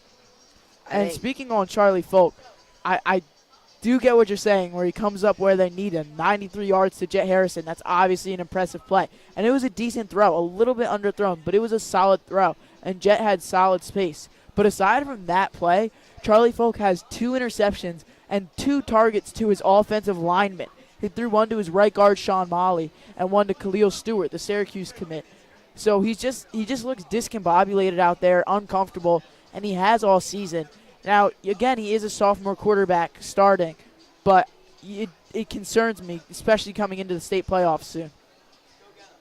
Now, what I was talking about, I just want to clarify, I was kind of talking about the MVPs of the offense, but I do agree with you. The defense has been absolutely incredible thus far. You got guys like Beals. You got guys like Tab, who has 3 carries for negative 12 yards at the current moment in time. That is absolutely incredible. You have guys like Felder. You have Scott. You have Steve. You have Neely. And these guys have been held to not that many receiving yards. The Prep defensively has been great. I think the MVP of the defense thus far has been Alex Haskell. Listen, I understand he doesn't have all the tackles. He has a sack, though. He doesn't have all the tackles in the world. But let me tell you something right now. His impact has been absolutely incredible. He can come off the edge. He can blitz through that A-gap. He has done such a great job thus far being that intimidating presence to the point where you just have to maybe throw 2 or 3 guys on him in that interior line. Roman doesn't have the best interior line in the PCL. You might have to throw 2 guys on him. That creates an opportunity for guys like Cam Smith, Anthony Sacka, and Jay Nitz and others to really get in there and put some pressure on Beals. And then the secondary, they have been good. Now, I will say that there has been a bit of a concern with separation. I think that they've been giving up a little too much cushion on those slant routes. Now, coming into the game, I said on the pregame show, I said that Roman needed to do a good job of getting out of their breaks on those slants. They have thus far. I think you might need to only give them a 6 to 5 yard cushion because of the fact they're breaking at that 5 yard mark. Yeah, Ryan, I completely agree, too, on Alex Haskell. In addition to that sack and just that constant QB pressure, he has the forced fumble that was recovered by his classmate Colton Anderson. They're obviously a great duo in there. Colton Anderson really stepping in to the limelight this year, starting pretty much every game he plays in. But Haskell also has, like you said, in addition to the tackles and the sacks, the forced fumble that was recovered by the defense. And I do think, again, like you said, that the secondary has been a little lax. Roken is going with a softer zone coverage, whereas usually you see guys like Samaj and Messiah show press every single play and then drop back right before the snap. He's definitely trying to go for more of a tackle after the catch approach. I don't know how I feel about it, although I will say it is working out so far. Messiah Ackery has the interception return for the touchdown, 3 battled passes. There are some other Hawks with some battle passes too. So I don't like the approach, especially because you have hard-hitting guys like Brandon Lockley and Samaj Hill, but it is working out thus far. So I am a little bit inclined to let Coach Roken do what he wants to do if it's working. I would say that I like it, and the reason why is because of the fact that Roman has such great athletes. We saw it here. We were just over here to our left, and you were telling me, oh, this guy so-and-so had a really good juke move, and, he sent so-and-so, flying. We were talking about that over here, and if you put those guys in press, like on the ball, like on the line of scrimmage press, and they're able to get a good release, then they might be able to take that to the house. Because they have such great athletes, I think that this is a good approach thus far. And you're up 24-7 right now, so if it ain't broke, don't fix it. That is a great concept. Next thing I want to bring up is the fact that Charlie Folk is spreading the ball out extremely well. Ramir Hardy, 2 catches, 18 yards. Jameer Rowe, 1 catch, 9 yards. Jet Harrison, obviously 2 catches, 1 for 7, 1 for 93. So I didn't want to say 2 for 100 because it's a little bit more lopsided than that. 1 for 7, 1 for 93. Right. But either way, those guys are getting all involved. Jameer Rowe, in addition to the 1 catch he also has a rush. Elijah Turner has gotten 2 targets. Neither of them have connected. But other than Novotny, everybody's pretty much been involved in this game, and I assume Novotny will. Novotny's really the first tight end I've seen in my time at the prep who's gotten real targets. They've always used the tight end slot as more of a glorified blocker, and they've just put 6 on the line. Novotny this year has gotten some real targets. He's gotten some real yards. I believe he has a touchdown. So he's really stepping up for the team. Novotny's really the only guy who I would say isn't really getting the ball. I mean, even Kion Billups has 1 catch for 36 yards. And also doing a great job of spreading the rushes in the backfield. Vokalos has 4, Billups has 10. Vokalos obviously has the touchdown. Kion Billups is has 44 yards, averaging 4.4. So just overall, not just Charlie, but also the play calls, have really just spread the ball out. We obviously know this is a very loaded team, a lot of guys with offers, a lot of guys with good football futures. So you want to get the ball as spread out as possible, and they're doing a great job of that this game, getting everybody involved. And you mentioned Novotny. I said coming into this game he was going to be the biggest impact player for the prep. No targets, no receptions. You got to get him involved. And the reason why, I'm going to tell you right now, he can get so many yards after the catch. We have not seen too many guys get yards after the catch. Other than the Jet Harrison 93-yard touchdown reception, we haven't seen too many guys get yards after the catch. Rob Novotny, when you look at the tape, when you look at the film, he can run those 5-yard crossers, but guess what? He's going to turn it into a 20-yard game because of the fact he is such a big body. He gets his shoulder down. He makes you work for the tackle. Every time these guys get tackled, it's like 3 or 4 guys trying to make the tackle at once. That wears down the defense, and that doesn't give them the confidence that they are able to bring down Rob Novotny. And guess what? I have a newsbreaker. They can't bring down Rob Novotny. I haven't seen on his film more than 2 guys, or less than 2 guys, take him down. You got to get him involved right now because this Roman defense, while I have 24 on them right now, they have done a decent job of holding the prep minus that 93-yard reception. Yeah, Ryan, I completely agree. Novotny, almost Dallas Goedert-esque in his yards after catch ability. His biggest play of the year was at Father Judge. I believe it was a 50 or 60-yarder. It was a 2-yard drag route, and he just turned it upfield down the sideline. And he dropped it, but at LaSalle, he had one over the middle where if he had held onto it, he would have been off to the races. There was no one behind him for 50 yards. So Novotny always finds himself not just open, but open for space after the catch. Novotny always somehow finds himself with 20, 30 yards after the catch. So I completely agree. If you want to get the yards after the catch going and you want to take a little bit of the pressure off Charlie Folk, you have to get Novotny involved. I agree 100%. And someone else I would have to say get involved, Ramir Hardy. These past couple of weeks, I'm not sure what the problem is. He just doesn't seem to be getting involved that much. And, this guy is committed to Temple. There's a reason for that. I'm not sure why you're not getting him involved as much, but I'm not going to argue with 24-7 currently. Something I would say is that I would stick to the short game. If you go, you're going long, and it worked on one of the plays. Obviously that 93-yard reception, but for the most part, we have not really seen Charlie throw that deep ball. And the times that he does, they're typically overthrown. So I really wouldn't go to the deep game. I really wouldn't try to, what Coach Roken likes to say, or what this program likes to say, is take their souls in the second half. I wouldn't try to do that. I would try to go with more of a shorter approach in the second half. Because if you come out looking for, the bigger plays, mistakes can happen. And with a lead like this and a team like Roman that, can get down and dirty, they are a very gritty team. I think that you can give them a chance to come back if you try to go for those explosive plays. Yeah, and Ryan, I do agree. Coming into the season, Ramir Hardy had accepted that offer from Temple. There's a whole lot of reasons behind that. If you go onto YouTube, you can see me and Dom Schulk interview guys like Ramir Hardy to ask them why they committed to where they did. Ramir, Anthony Sacca. But he said he wanted to stay local. Because the question was, why would he commit to Temple when we all knew he had bigger offers awaiting him? He was a huge impact last year towards the end of the season, especially in the state playoffs. And he was the wide receiver 4 in the depth chart. Moving up to 1 this year, I assumed, and as did many people, that he was going to have a profound impact receiving those passes. And he really just hasn't been anywhere. I know he was hurt, and then after he came back, he just hasn't really been targeted. 2 catches for 18 yards. He's having an okay game. He's catching the targets he's given. He's getting a little bit of yards after the catch, falling forward for a few more. But like you said, I do think they need to get him more involved. He really is, especially with Isaiah West out, their best offensive weapon. And I know you're a little bit hesitant because by putting the game on Ramir, you're putting the game on Charlie as well. And I know that's a little bit of a hesitation, especially with the way he's been playing recently in these past couple games. But I think if you show a little bit more faith in Charlie and just kind of, let him get those deeper balls, because he doesn't throw a lot. He doesn't really get a lot of deep ball play calls. And if you ease off of Kion Billups, because he's approaching, a lot of carries. He has 10 already.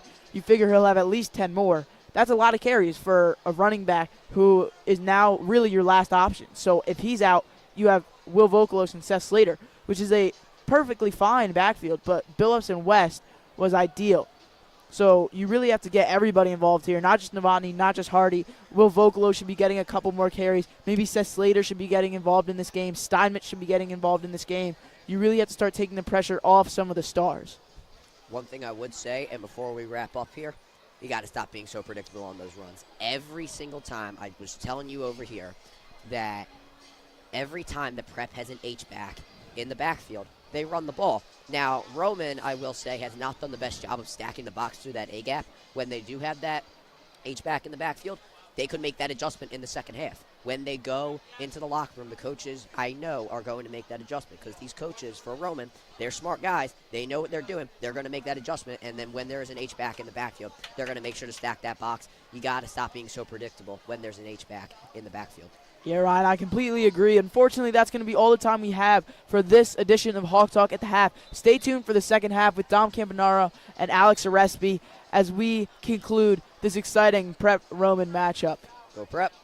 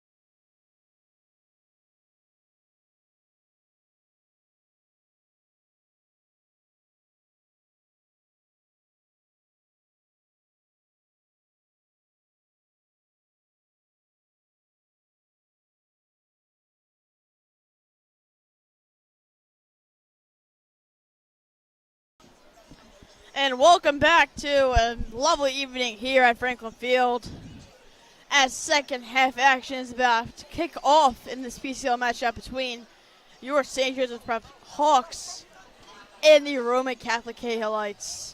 And Alex, I mean, what an electric first half. 31 total points scored by both teams combined. And it started off with that Will Vokalos run, and it ended emphatically with that huge play by Jet Harrison, 93 yards. As electric as we were, it was a great play. What did you think of that first half, though, in terms of the Hawks? I mean, I feel like there was a good first half. Maybe keep down the turnovers here and there from Folk, but there were some great decisions that happened, like that Jet Harrison touchdown, and there were some great plays. Also, the defense only letting up 7 points in one half is really good to see. And I feel like overall, if we keep doing that, we'll win this game. Yeah, I mean, Charlie Folk, what a game. I mean, he's had a solid game. One interception, I mean, it is what it is. It was just, you lose, sight of it, and he just had to dump it off. But aside from that, that was fine.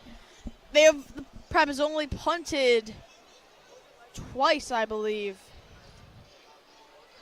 Twice this game, correct.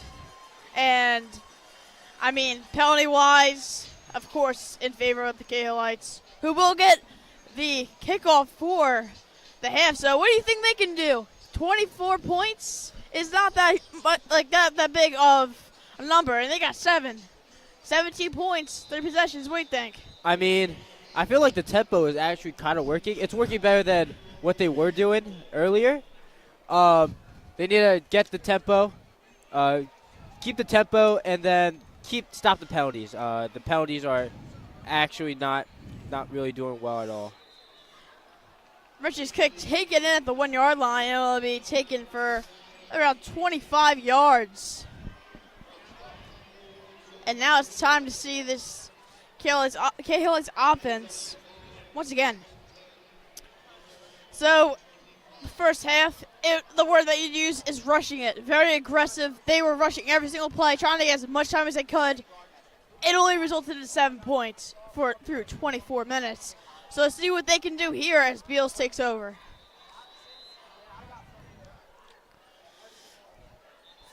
Four men to his left, and back to the basics for the Cahillites. Another full start. Now, it is what it is, but you just got to recover from that, Alex. I mean, it's hard to get back from taking this over and just taking over from such a costly play, but that is what it is. And I mean, it keeps happening. I mean, over and over again, and they just need to be better overall. Beals takes a snap, hand off to Tab. He'll lose a yard. Second down.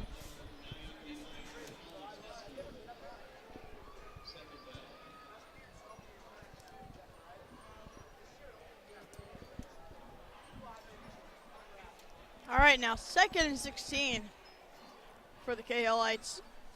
4 to his left. Beal snaps it. He's looking. He's taken down. That pocket just collapsed within a few seconds, Alex. I mean, Alex Haskell, keeps putting havoc and pressuring Beals, and he is just so good for this team. Alex Haskell, what a threat he is. As a famous VP of WSJP said, Sean Jarosaki and Dom Schulk, he's just Haskell special. That's exactly how you put it. I mean, it doesn't make sense to me, but it does what it does. Anyway, Beals will take the snap. He's looking, scrambling, he's firing. Incomplete. Oh, we just overshot him there. That would have been a huge conversion for 3rd down, but it results in another 4th down, and I'm going to assume that they're going to punt here. I mean, another 3 and out by the Prep defense. I mean, it just keeps going on every single time, and it keeps going on, and it's been really good. and hopefully this stays like that. The Cahillites off to punt here on this 4th and rather long. Very short punt. Hits a prep player. That's alive. Very smart move there by the Hawks to get on top of it. Looks like it's Elijah Turner, I believe. Very good IQ there, because that would have resulted in a first down if the Cahillites converted there. I mean, very smart play, as you said, by Brandon Ross. I mean, unfortunately, the Cahillites got lucky and hit off his head, but, Brandon Ross getting on that ball was a good play by him. So it's back to offense now. Ball on the 38. Let's see what Folk can do with this second half Hawks team. Folk will snap. He'll go right to Billups, who finds a little hole but gets a couple there. That'll be second down.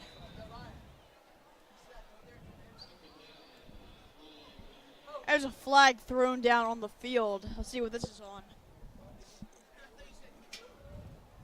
Phillips running off the field with his helmet off.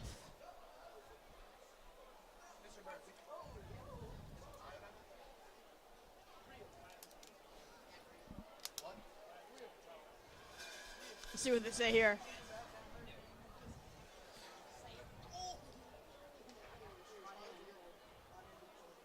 And I think it will be against. The Cahillites. I mean, we keep saying this over and over, but penalties are really killing them on the offensive and defensive sides late this game tonight. That is true, Alex, and I mean, it's shown here. I don't have the stat for penalty yards, but I wouldn't be surprised if it's over at least 90. So let's see what happens here. Focus Savage, he's looking to pass. He's firing to the end zone, 101! It is caught! What a catch! Oh, they ruled it incomplete? Oh, I'm sorry for getting excited there, but looks, from my angle, it did look complete, but I don't know. They're on the field, not us. I mean, that was a good pass to Folk to Jameer Rowe, but unfortunately, he couldn't toe tap it right there. That would have been a huge momentum builder for the Hawks, but they'll have to go to a second down and 10 here.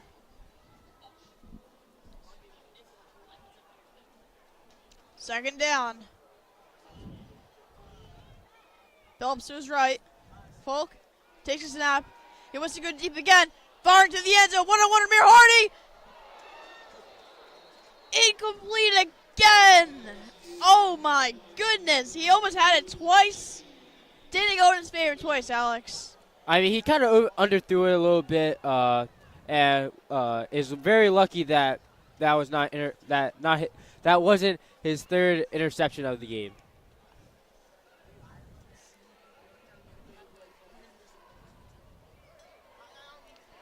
All right, let's see what this third down will bring. Will we see another bomb to the end zone? Folk will pick the snap. He's looking to the outside, and he will return to the pocket. Third down. Folk stops the ball, looking back deep, looking. He's hit, and he's taken down. Looks like C.J. Miller got to him. You know, maybe on one of those deep shots, maybe we should have did a slant to the middle, or maybe a run to get the first down instead of throwing two deep balls. Walter Hudson, the linebacker, recorded the sack there, and Richie will be on to kick a 41-yarder.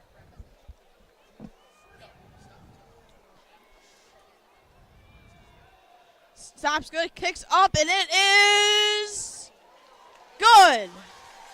Splits the uprights, and that will add 3 to the score, 27-7. The Hawks continue to expand their lead. I mean, is it just me, or is Leo Ricci automatic? I mean, he has an offer from UConn and is a transfer from Archbishop Wood. And he has been so great for us over this year. I would agree, Alex. And I mean, this is just as good as it gets. If we can get a kicker that can take 41 yards after Skylar's shoulder, who's at Delaware right now, left, I mean, pretty good talent you have there. And hopefully we get to see some more of the other kickers, such as Luke Cochran or other subs in this game.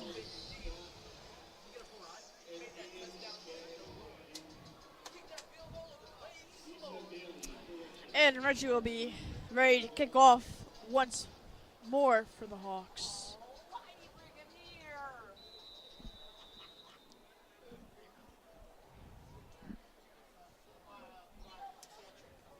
Richie kicks it, and it will be taken in the 8-yard line.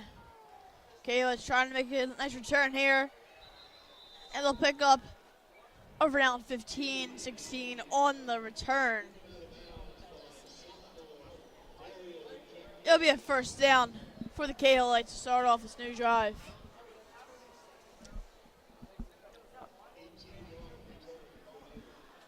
So the Cahillites have not scored points since the first drive of the game. And it was a pass to Rashawn Scott, which was about 8-yard pass. So I wonder what they'll do here. The Hawks have put up 20 unanswered. That's just pretty interesting. Bills will snap it. He's getting pressured. Jukes him there. He'll go outside, take the scramble, and he'll pick up a few there for second down.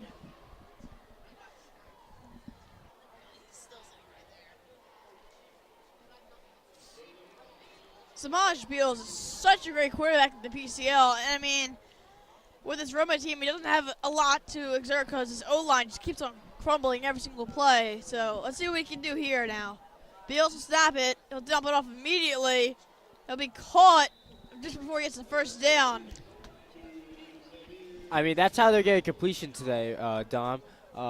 Quick passes all over the field and just getting first downs. And if it's working, I guess it's working then, because it's going right now in their favor. Let's see if that can continue. Hand off the tab, swallowed up immediately. And what a tackle there by Haskell.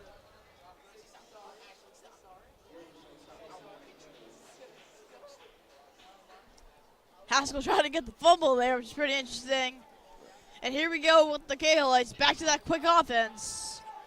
8:07 left in the third quarter. Beals will snap it. He's looking. He fires immediately. 101. And Hill plays great defense against Neely. Great defense there by Samaj Hill, who had a pick six earlier this season, Alex. Yeah. I mean, it's such a great defense, by Hill, and, And Beals goes immediately right to Stead, and he'll pick up 20-yard pass there.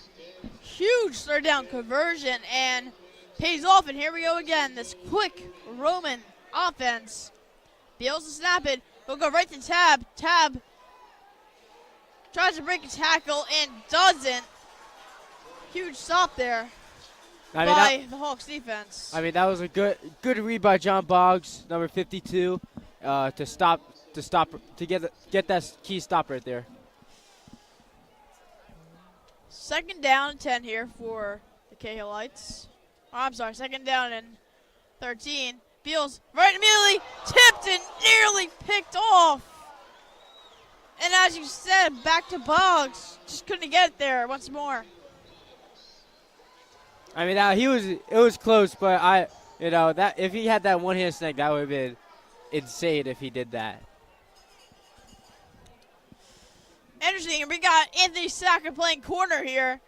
He'll dump off, and that's picked off. Picked off. Taking to the 50, 40, 35, and out at the 33-yard line. Wow. Jason Nitz with the pick. And everyone's loving him now. The coaches are getting at it too, man. Wow. I mean, what a bad decision by Beals right there. I mean, Nitz was seeing that the whole way, and just wasn't even close. I mean, that was like right to his hands, like he was on Roman, you know, and you see the whole bench just mobbing him right now. I mean, that was a great read there by Nitz, and it proved to be successful as Hawks take back over. And now we get to see Will Vokalos for the snap. Volk to snap it. He wants to go deep. He's looking. He gets hit. But it'll be ruled incomplete. No fumble there. I mean, Alex, this couldn't be any better weather once again. This is just consistent, and it's incredible how you get this weather in late October, which is rare for football. Yeah. I mean, it's right now 55 degrees with a little wind, but, like, it's not even that bad out here. It doesn't feel like 55 at all. It's beautiful out here. Let's see. Will Vocals will take the carry. He'll try to charge. He'll keep on trying to go, but he will get nothing more than 4. Third down.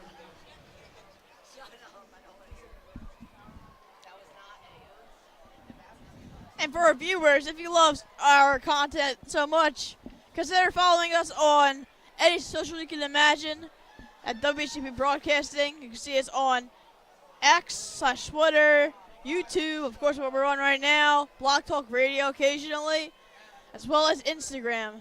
So wherever you see the Hawks, you might as well follow them.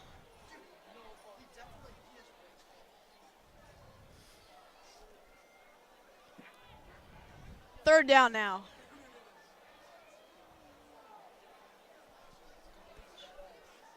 Folk to snap it.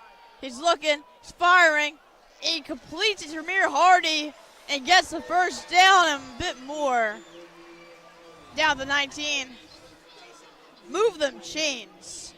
I mean, that's what the prep needs to do. I mean, just keep throwing that short passes that, like, get to 10 yards and, you know, keep Folk in rhythm for the rest of the game.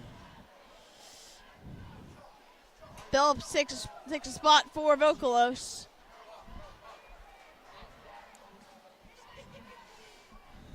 Turner in motion. Folk snaps it. He goes to Turner. Doesn't have any blockers. He'll have to go by himself. Picks up a few there. He'll be second and about 4.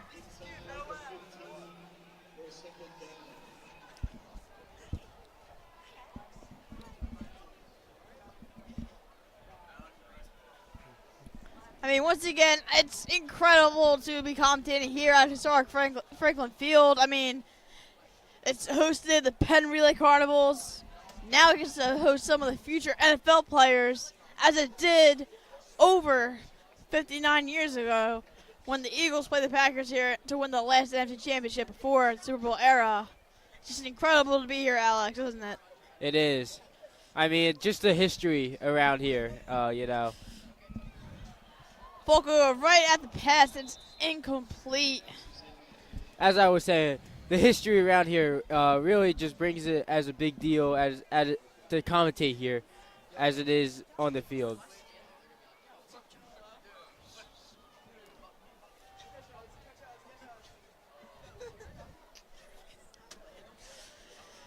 Third down. Third down.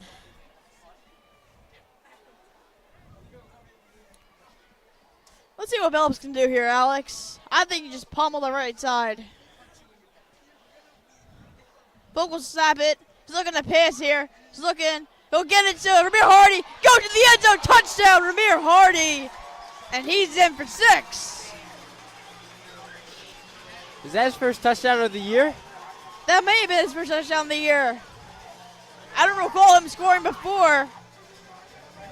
Yeah.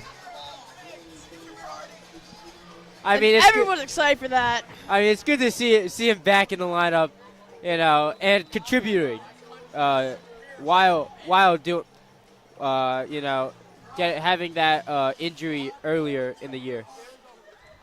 Ramir Hardy, a WSJP fan favorite, loved by a lot of members here, as Rich's kick is good. And that'll be another extra point, up and good. 34 points for your Hawks, just explosive all around. In quarter 3, 4:45 left. Your score, Hawks 34 and the Cahillites 7.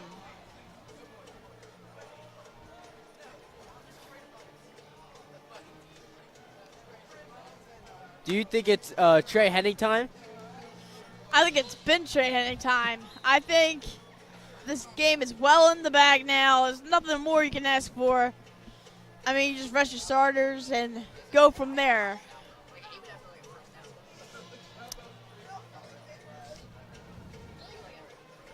But they'll have Richie continuing to kick off. So maybe not get for these backups, but maybe they're trying to make sure Roman doesn't make a late comeback. But with 16 minutes and 45 seconds, it's kind of unlikely right now.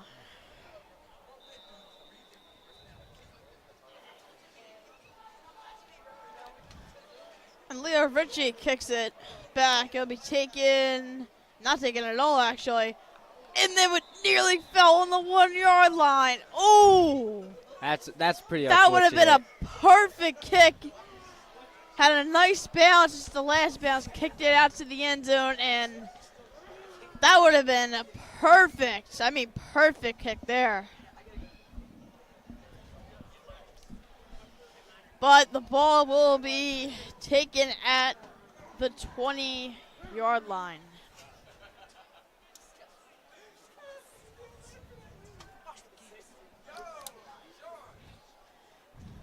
And this Roman Catholic Beals-led offense will be back on the field once again.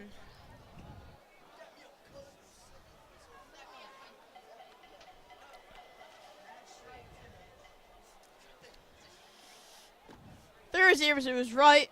Tap in the backfield. Beals snaps it. He's looking. He's all by himself. He fires, completes it to Scott. That'll be good for a first down. And there's a guy down right now for the Hawks. He's back up, though.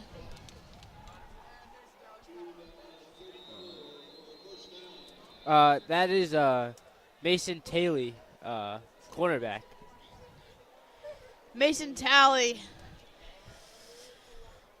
Couldn't tell what happened at the play there, but I hope he's all right. Again, we wish no injury on any of these players whatsoever. But the Hawks will take an injury timeout.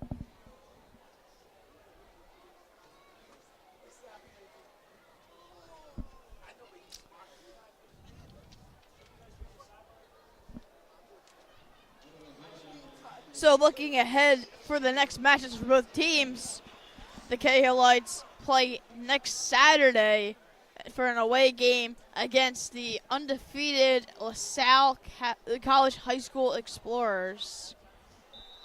And the Hawks will take on the Conwell-Egan High School Eagles next Friday. I apologize. Bonner was a mistake on my part.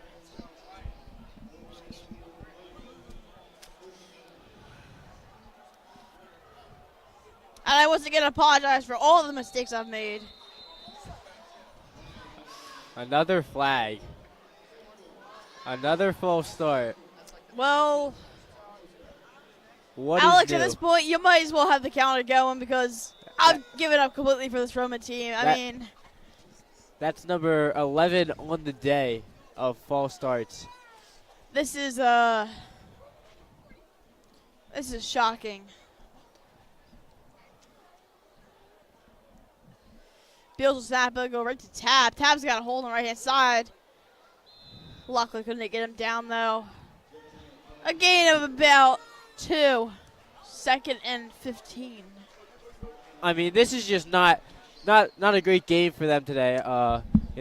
As the number 8 team in the state, as another false start happened. Okay, now. I mean, Gavin, can we get a counter going at this rate? Like, you're a producer. There's been 13 false starts. 12. 12, I apologize. And if you do the math, that's 60 penalty yards alone. That is good math. Mrs. Faber taught me well. Never mind then. They called timeout before it. So take it off the counter. 55. Excuse me, Gavin. But like I said, like this is just not the game they've been playing all year. I mean, they're 8-2. All the games they lost is about 1 or 2 scores, and I mean this is a blowout. I mean this is a clinic by St. Joe's Prep, and props to them.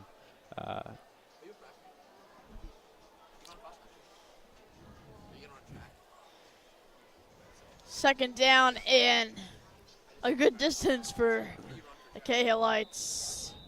Let's see what Beals can scheme up here. Beals will snap it. He's looking, firing deep, wide open receiver. He's gone. Instead to the house. I mean, it looked like there was a miscommunication on the on the far side of that, but that's their only mistake they had today. Hopefully that gets talked about on the bench.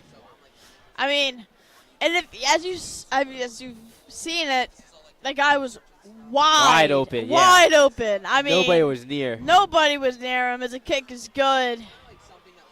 34-14 to score. 3:26 left in the third. I mean, it's not fully over. Aside from that defensive miscommunication, it's still a 20-point lead. Yeah. Of course, the clock doesn't continuously run until 28, I believe. But, maybe that gives them momentum to pull a big comeback, maybe. But hopefully that doesn't happen tonight. A nice breeze coming in now. I mean, it's just coming in now, going south, it looks like. But, again, nothing affecting any conditions here. Perfect weather, perfect night. And, of course, a great reason to root for the Prep.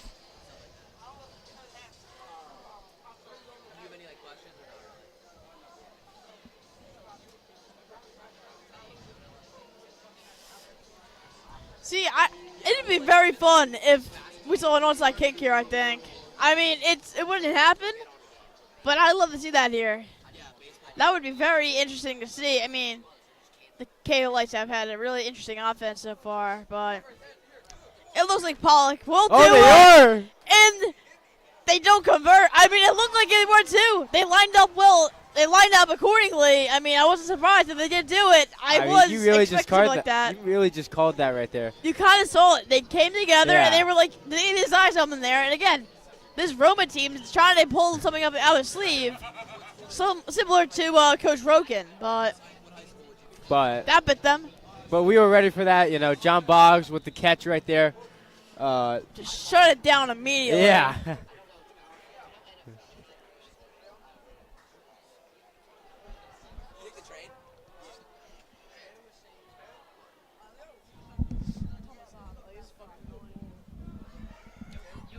First down now at the 50 for the Hawks. Vocal Savage will go right to Turner. Turner's got a blocker. 40. Ooh, maybe you should have went to the outside there where Rowe was right there ready for that block. Not enough blockers there, but I mean, first down's a first down, Alex, and you can get whatever you want here. Once again, Charlie Folk still in the game. Jet Harrison's out there. Kion Billups. Ramir Hardy, Jameer Rowe. And the whole starting O-line. First down for the Hawks. Ramir Hardy in motion. Folk will snap it. He'll look, he's looking. He'll fire to Rowe. Rowe has nowhere to go. But he does pick up a few, though. Pick up 4. Second down and 6.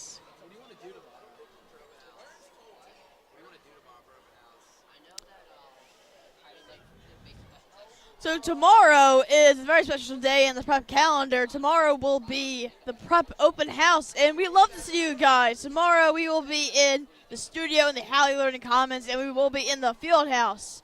Any incoming freshmen or any 8th graders, 7th graders, whoever, come stop by, say hello to the crew. We're glad to have you there, and we're glad to have your support.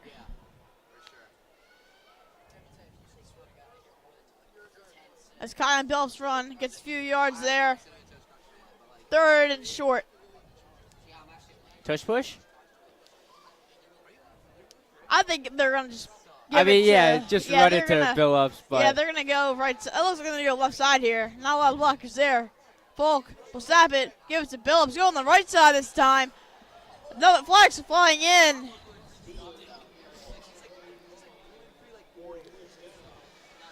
He gets the first down, but let's see.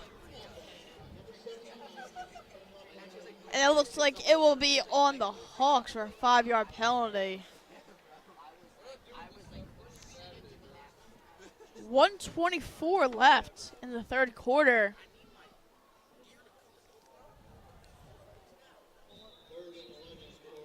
The clock continues to run. Ball's at the 40. 3rd and 11.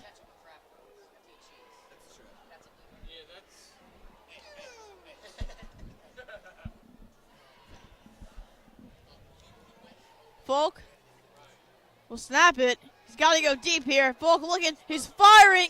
Incomplete. I did not know where that was going. yeah, I don't know. That was in it gonna between go to- Jet Harrison and Elijah Turner. Yeah, I think it was to Elijah Turner because it looked like he overthrew that in double coverage. But a costly penalty right there will lead to a punt. Now it's 4th down and 11. And now comes Leo Ritchie to punt this one out. Whistles do blow.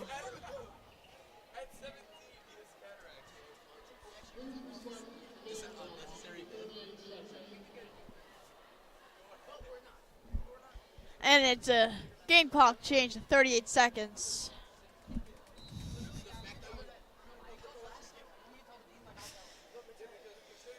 And Ritchie will be out to punt.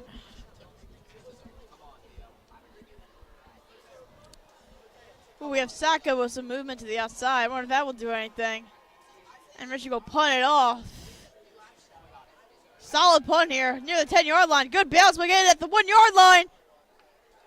And they got it.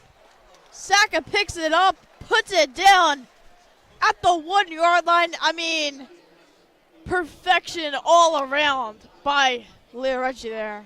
I mean, yeah, just like Beals and his one punt, that was basically identical. So maybe Beals is as good as Leo Ritchie, except for the Dolphins. Maybe.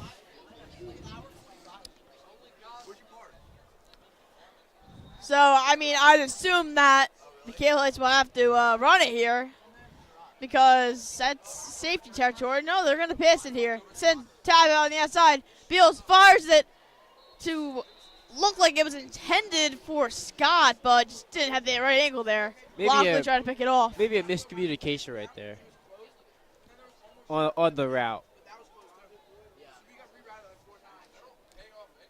2nd down at the 2-yard line. 22 seconds left. Beals will snap it. He's looking, he's firing, and Scott's tripped. He looks for a penalty, doesn't get one. I mean, it seems like it's been a really bad day for him. A couple bad drops. A lot of miscommunication, just a really off night for him. 3rd down now.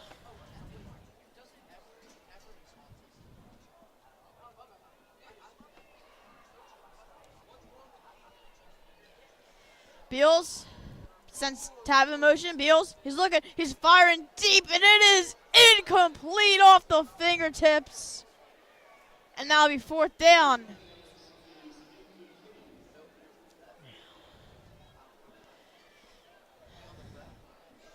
I mean, you're going to have to punt it here. You know, there's going to be no trick if you're going to get that punt off with Beals once again.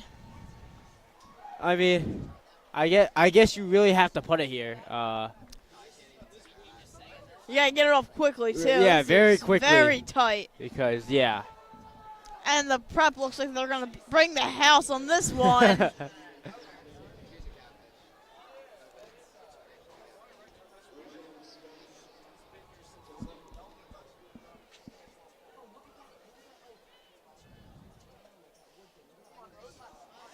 So I get it off, and it does. And that's a high punt. 30 yards. Turner will take it out. Down to the 24, and that is the quarter. There is a flag on the play, however.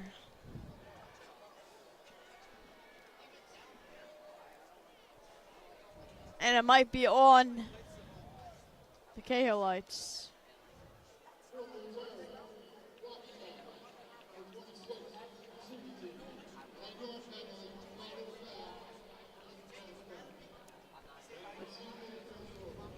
Well, it will be against Brandon Ross, the defensive back of the prep.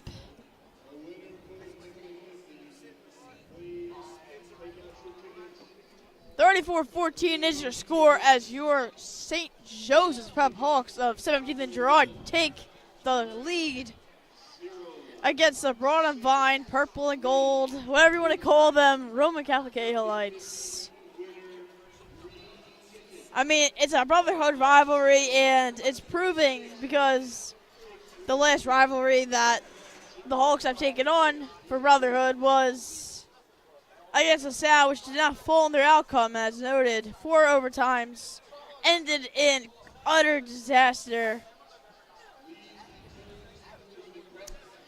But the hope seems that the Hawks will continue to take the lead here.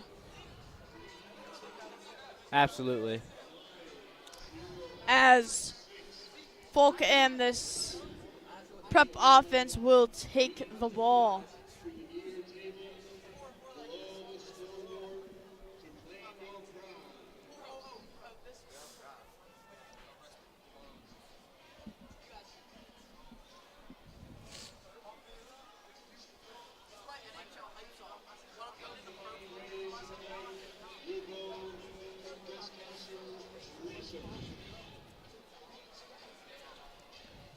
And it looks like Folk will remain in the game to start the 4th quarter. Kyan Billups in the backfield. Folk will snap it, hand it right off to Billups. Billups tries to cut inside. Gets 1 yard there. As he's shut down immediately. 2nd down. I mean, if you think about it, it's still a 20-point game, and it's still manageable to come back. So I feel like it feels like a 50-point lead, but you know, I feel like we still need to still be on our still be locked in. It's still a very close game, Alex, as you said, 3 possessions only. Looking at the Billups only an end around, he'll pick up a few. 3rd and around 4.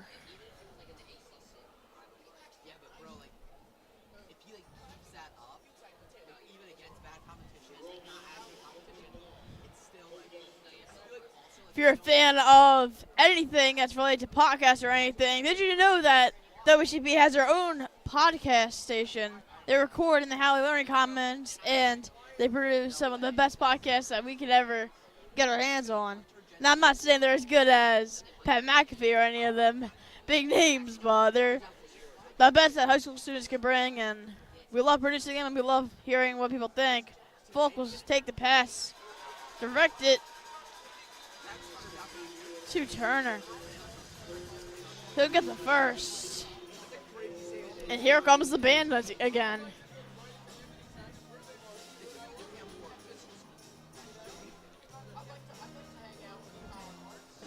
Seems to be a very small Roman crowd as compared to what the prep has brought to this game.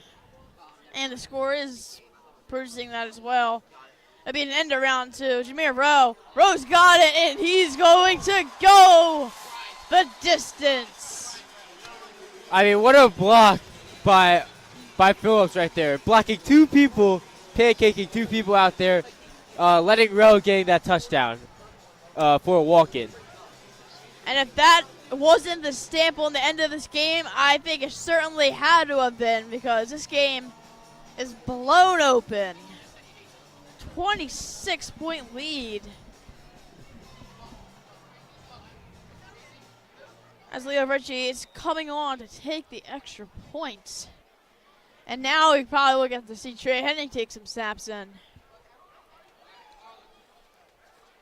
Spot's good, kick is good. 41-14. That's a palindrome. It isn't a scoregami, but it is a palindrome. What a game we have.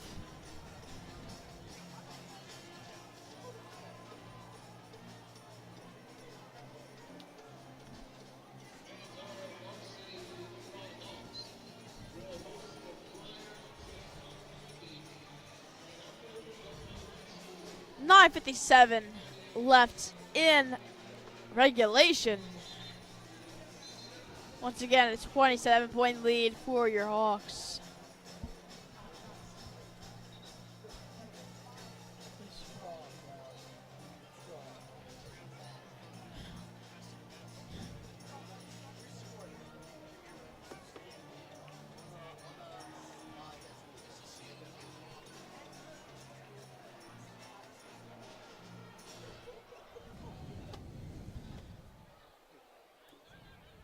And back out to kick it is Richie.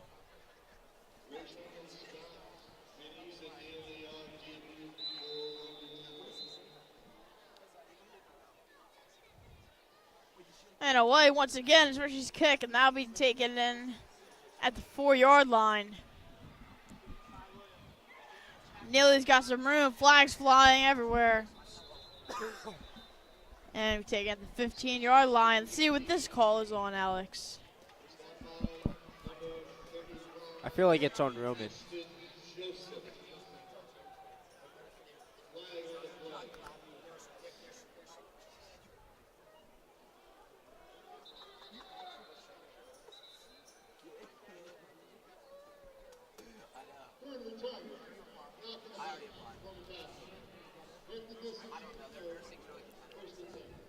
And it'll be a block in the back, so that means the ball will be on 7-yard line, and there is a prep player down on the field.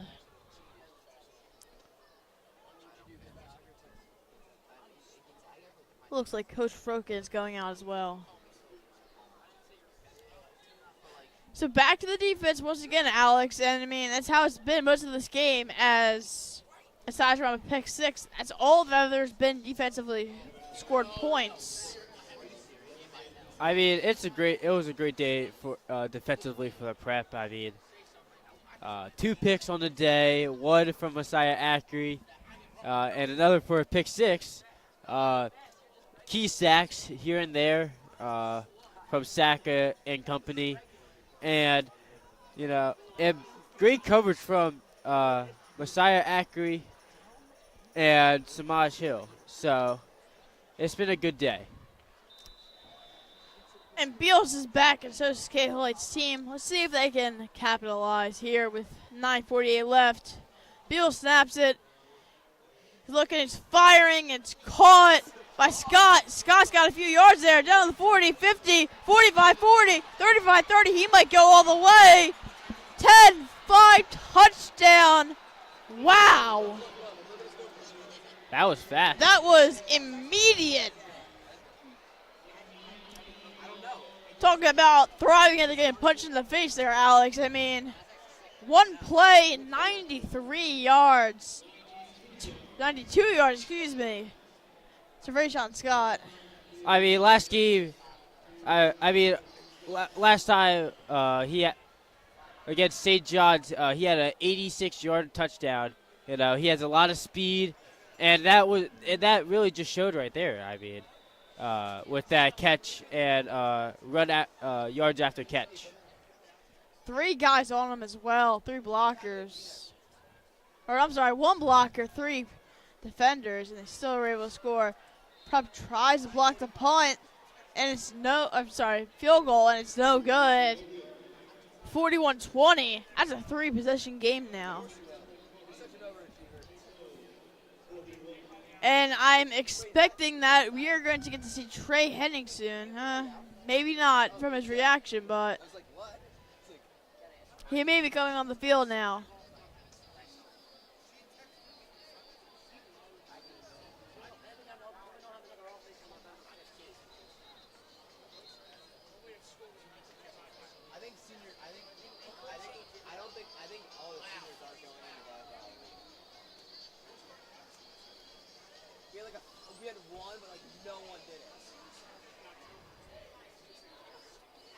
Pollock will be out to kick.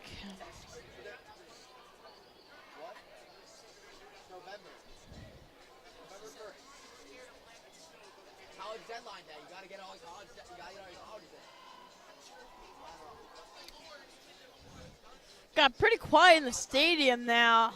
See, like energy has really died after that huge touchdown there.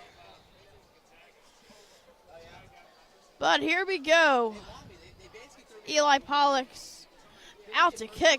I wonder if we can see an onside kick here again. I mean, possibility. Very potential. They got everyone up there, and they will. If it gets there, it's good. Huge stop there by the Hawks, and they do recover it. I mean, they were kind of prepared because they did have receivers out there, like number 16, Chris Steinsman, with that recovery right there. So they were prepared for it. Very good job by the prep special teams there to hold another big stop there. 9:30 left in regulation. Once again, your score 41-20 as your Hawks lead. And Charlie Folk will take the field once more.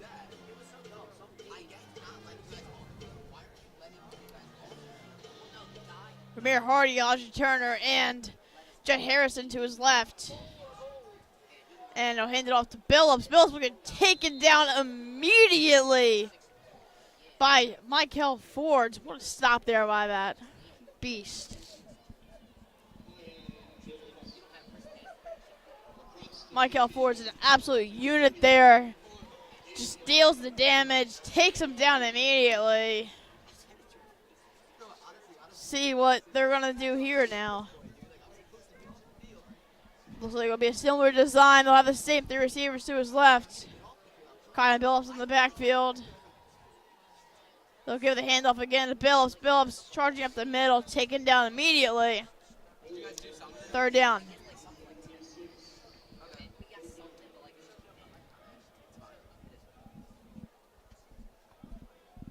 Do you run it again, or do you pass? I think you pass right here.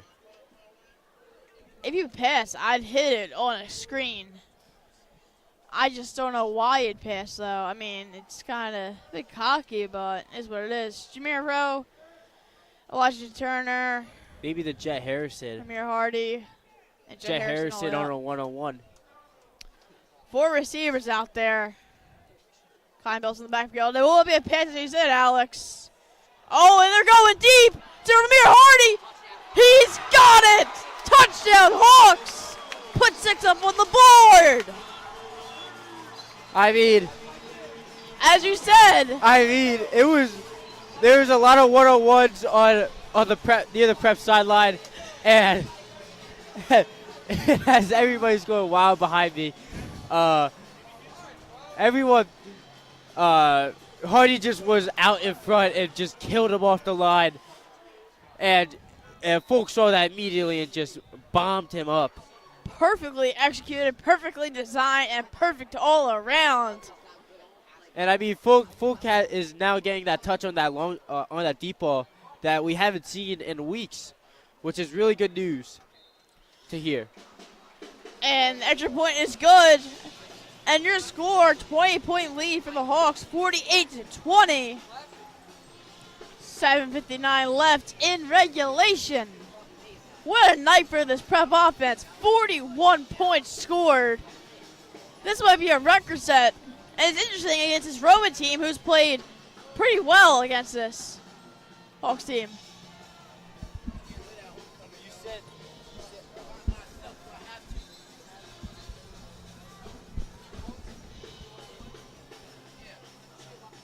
I mean, now you got to go with Trey Hennig, right?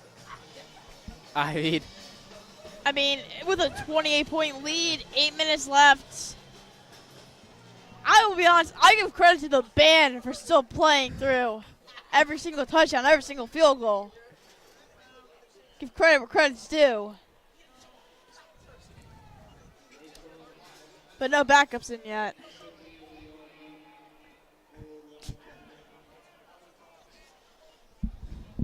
And Richie off the kick.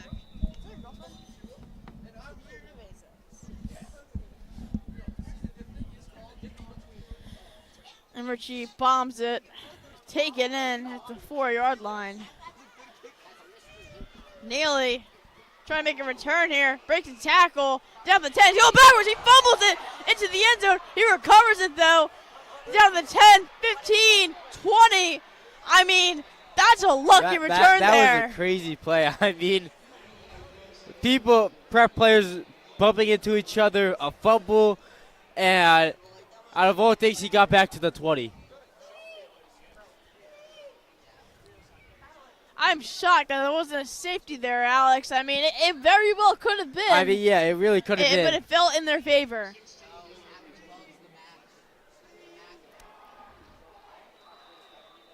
I mean, your coaches always say that, never run backwards, but that's solely luck there, to say the least. Absolutely. Bielson's tab out to his right. Beals is looking. He's got to get out of here. Beals has got to just dump it off. Beals will. And it'll be incomplete. Nearly picked off by Ryan McDonald. Either way, if it was, it was great coverage by him. He saw that pretty well. And no one was open. That was just desperation, to say the least. Exactly. 7:30 left. 48-20. Bills will take the snap. He'll pass it. He's looking. He'll dump it off the tab. Tab will get a few yards. Tries to juke out a defender. Doesn't get that much. 3rd down and long.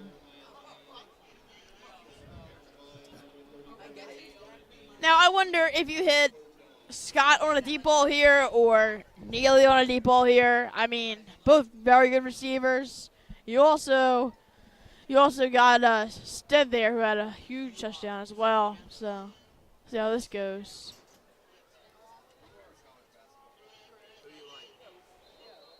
And flags flying everywhere. And back to the old routines once again. Number 12. At this point, Alex, it's just getting boring, honestly. All these penalties, honestly, just racking up. It's just like, it's not enough, I guess. I wonder when the Let's Play Basketball chance will come in. Beals running for his life, looking deep. He'll just take it with the legs. He'll only pick up about 2 there. And out comes the special teams once again.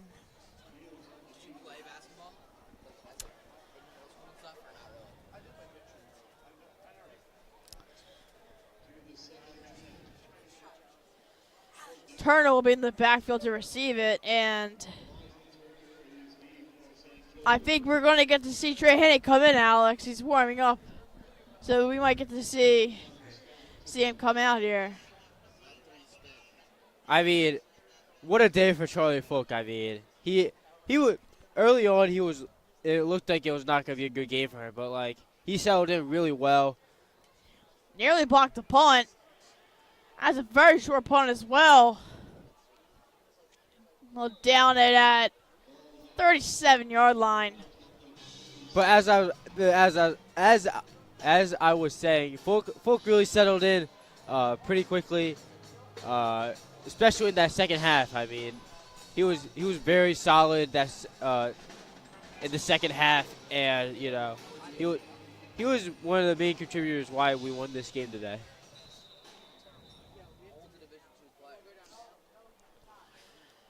And here comes the man, the myth, the legend, Trey Henning. He'll have Steinmetz, Ramir Hardy, and Turner to his left. Will Vokalos in the backfield. And they'll hand it off to Vokalos. He'll get a few yards there. He'll try to bulldoze for a few. Get a pickup of 2. Second down.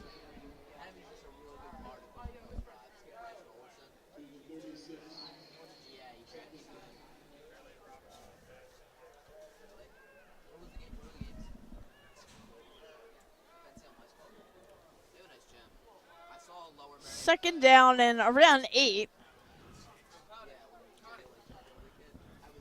Rob Novotny, tight end, and Ramir Hardy to his left. Vokalos in the backfield. Trey snaps it. He's looking deep. He's firing to Ramir Hardy. Incomplete. That might be PI there. It looked like he never looked back at the ball, so I think it was definitely a PI. The question is, who will it be on?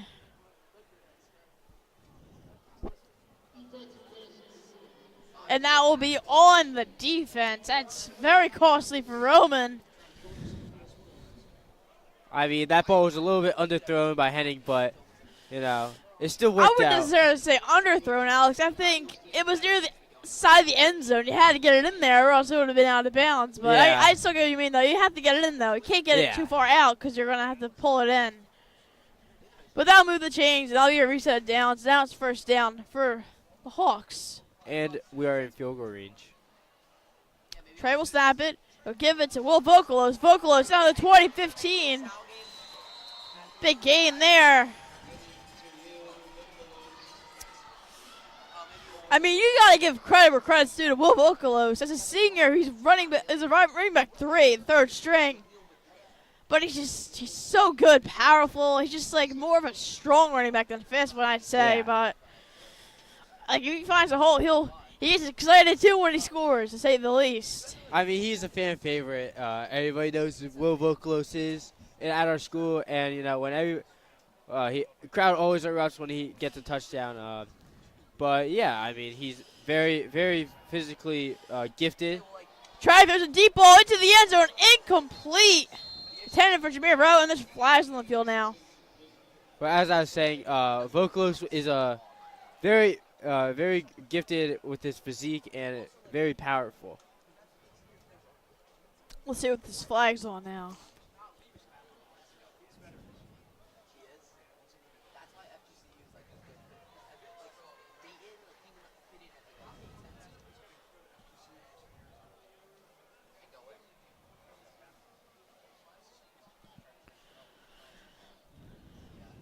Let's see for the call.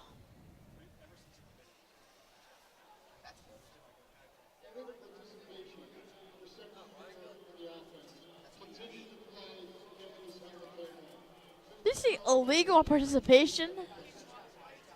That's what I heard. Illegal participation. I mean, Now, I've never heard of that in my life. If he said that, that's what it sounded completely like, illegal participation. Khalil Stewart used to go to Roman. mean, I don't know. So I guess there's bad blood there, maybe. Must have been, right? I think that's what happened.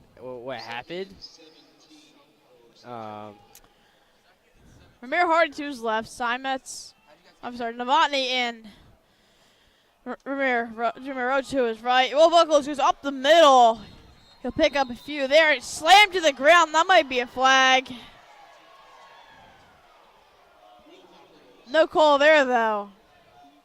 Bit of a unnecessary play there, but we'll continue as third and long.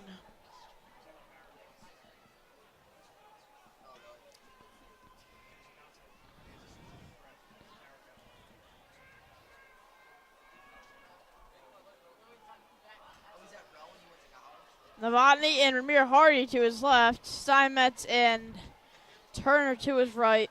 I mean, right here, I'll look for Turner on a 1v1. Or Ramir Hardy. Let's see who we'll go to. He's looking for Hardy. He's going to Hardy. No, he's going to Novotny. From that angle, it looked like it was going to Hardy because he had the route, but it's incomplete. And it'll be 4th down and 12. And it looks like they're going to go for it.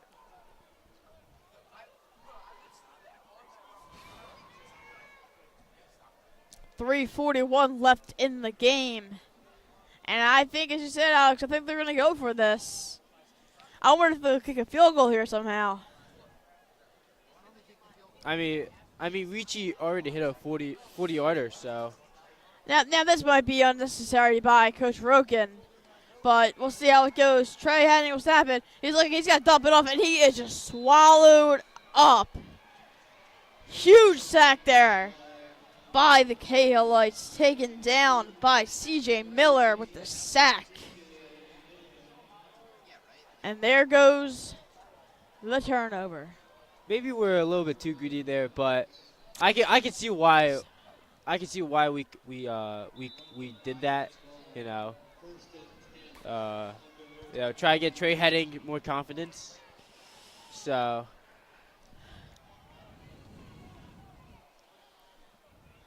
First and 10 now for the Cahillites. Beals will snap it. He'll throw it immediately to Scott. He'll have a nice juke there. He'll get the first down.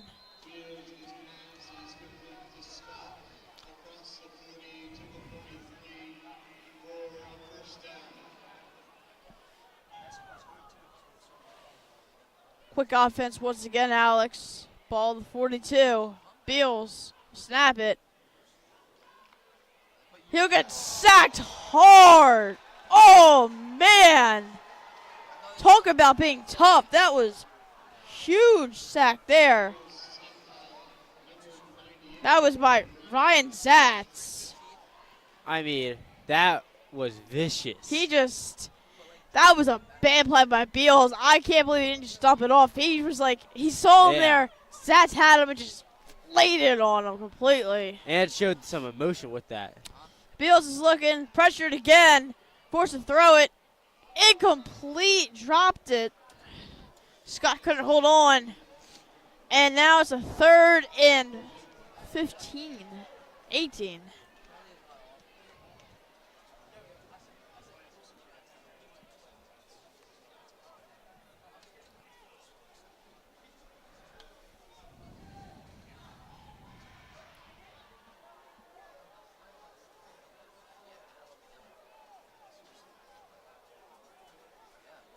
Beals will snap it.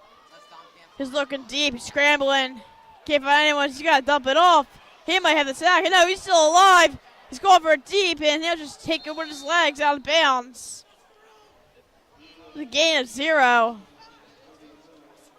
4th down and long. I mean, you got to go for it here. I mean, with 2 minutes left, you might as well just go for it.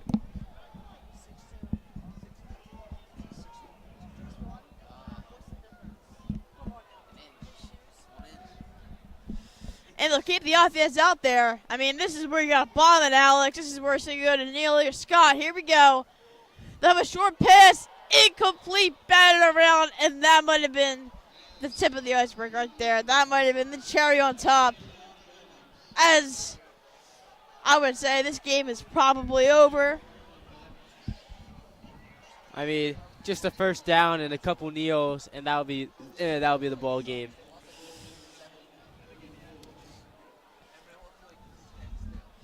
And I assume we're going to see Trey Henning back on the field once again.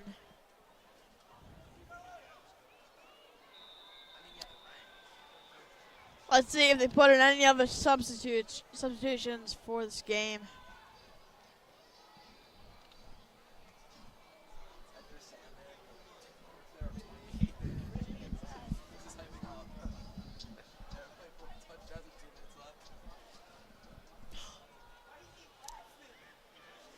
Trey Henning with Willows in the backfield. Hand out to Bull Vocalist. Bull Vocalist has a hole up the middle. He's still pushing for the first down. He'll get it. What a run there by the president of Student Council for Prep. I mean, and with the O-line pushing him, get that extra yard for that first down. I mean, I think that just iced it. And that's all you really needed there. Clock continues to run. A minute 40. I think they're going to let this get down as far as they can until they have to snap it.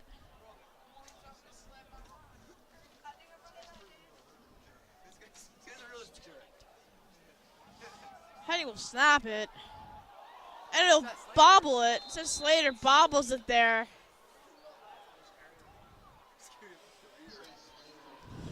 I think that was Seth Slater's first carry of the game and maybe his season.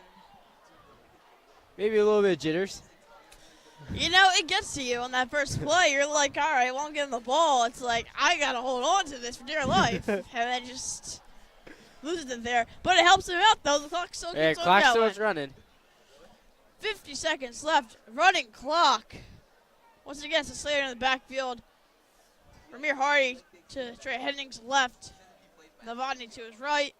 Trey Henning will go to pass. He'll go deep ball to the end zone. It is incomplete. Took a shot at Elijah Turner. Couldn't get it. And looking for Roman. The clock stops. 34 seconds left. I mean, I think it's just a kneel right here.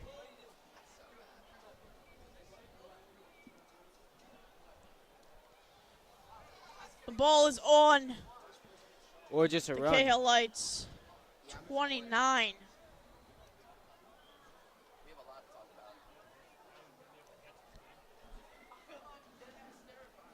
So Slater in the backfield. Trey Henning will snap it.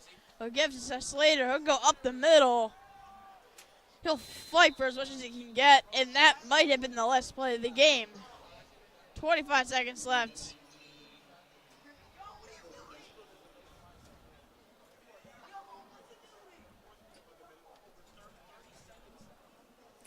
.13 seconds left, and I think that will be the end of this game. Your final score, the St. Joseph's Prep Hawks 48 and the Roman Catholic Cahillites 20. Sound the music, sound the bells. The Preps win columns back in town. That's 2 in a row for your Hawks. And they'll take on Bishop Bonner Prendergast next week on Friday, October 25th. I mean, what a great win right there, and that should build some momentum for Bonner next week. Hopefully, this will build momentum for Bonner. I mean, Bonner's a really good team, and yeah, I mean, great game offensively and defensively. Tough, very tough PCL opponent here. They're taking on LaSalle with their one loss. But it is going to be a matchup to stay tuned for, and WSJP has it covered for everything, as you know. We'll be there at every game commentating for you, for our viewers. But that will be it here at Franklin Field. And, of course, got to give our shout-outs out to our producer, Gavin Heinrichs, to our pregame show / postgame interview, Ryan Condon and Ryan Sullivan, Instagram to Anthony Sorgi, Twitter, John Claffey and Dom Schalk. For our guys on the stats, we have Sean Drostock and Ryan Sullivan. Photographers, Cole Kuhn and Andrew Zimmerman. For cameraman, we got Michael Torres. And, of course, we got the legendary Mr. Burns.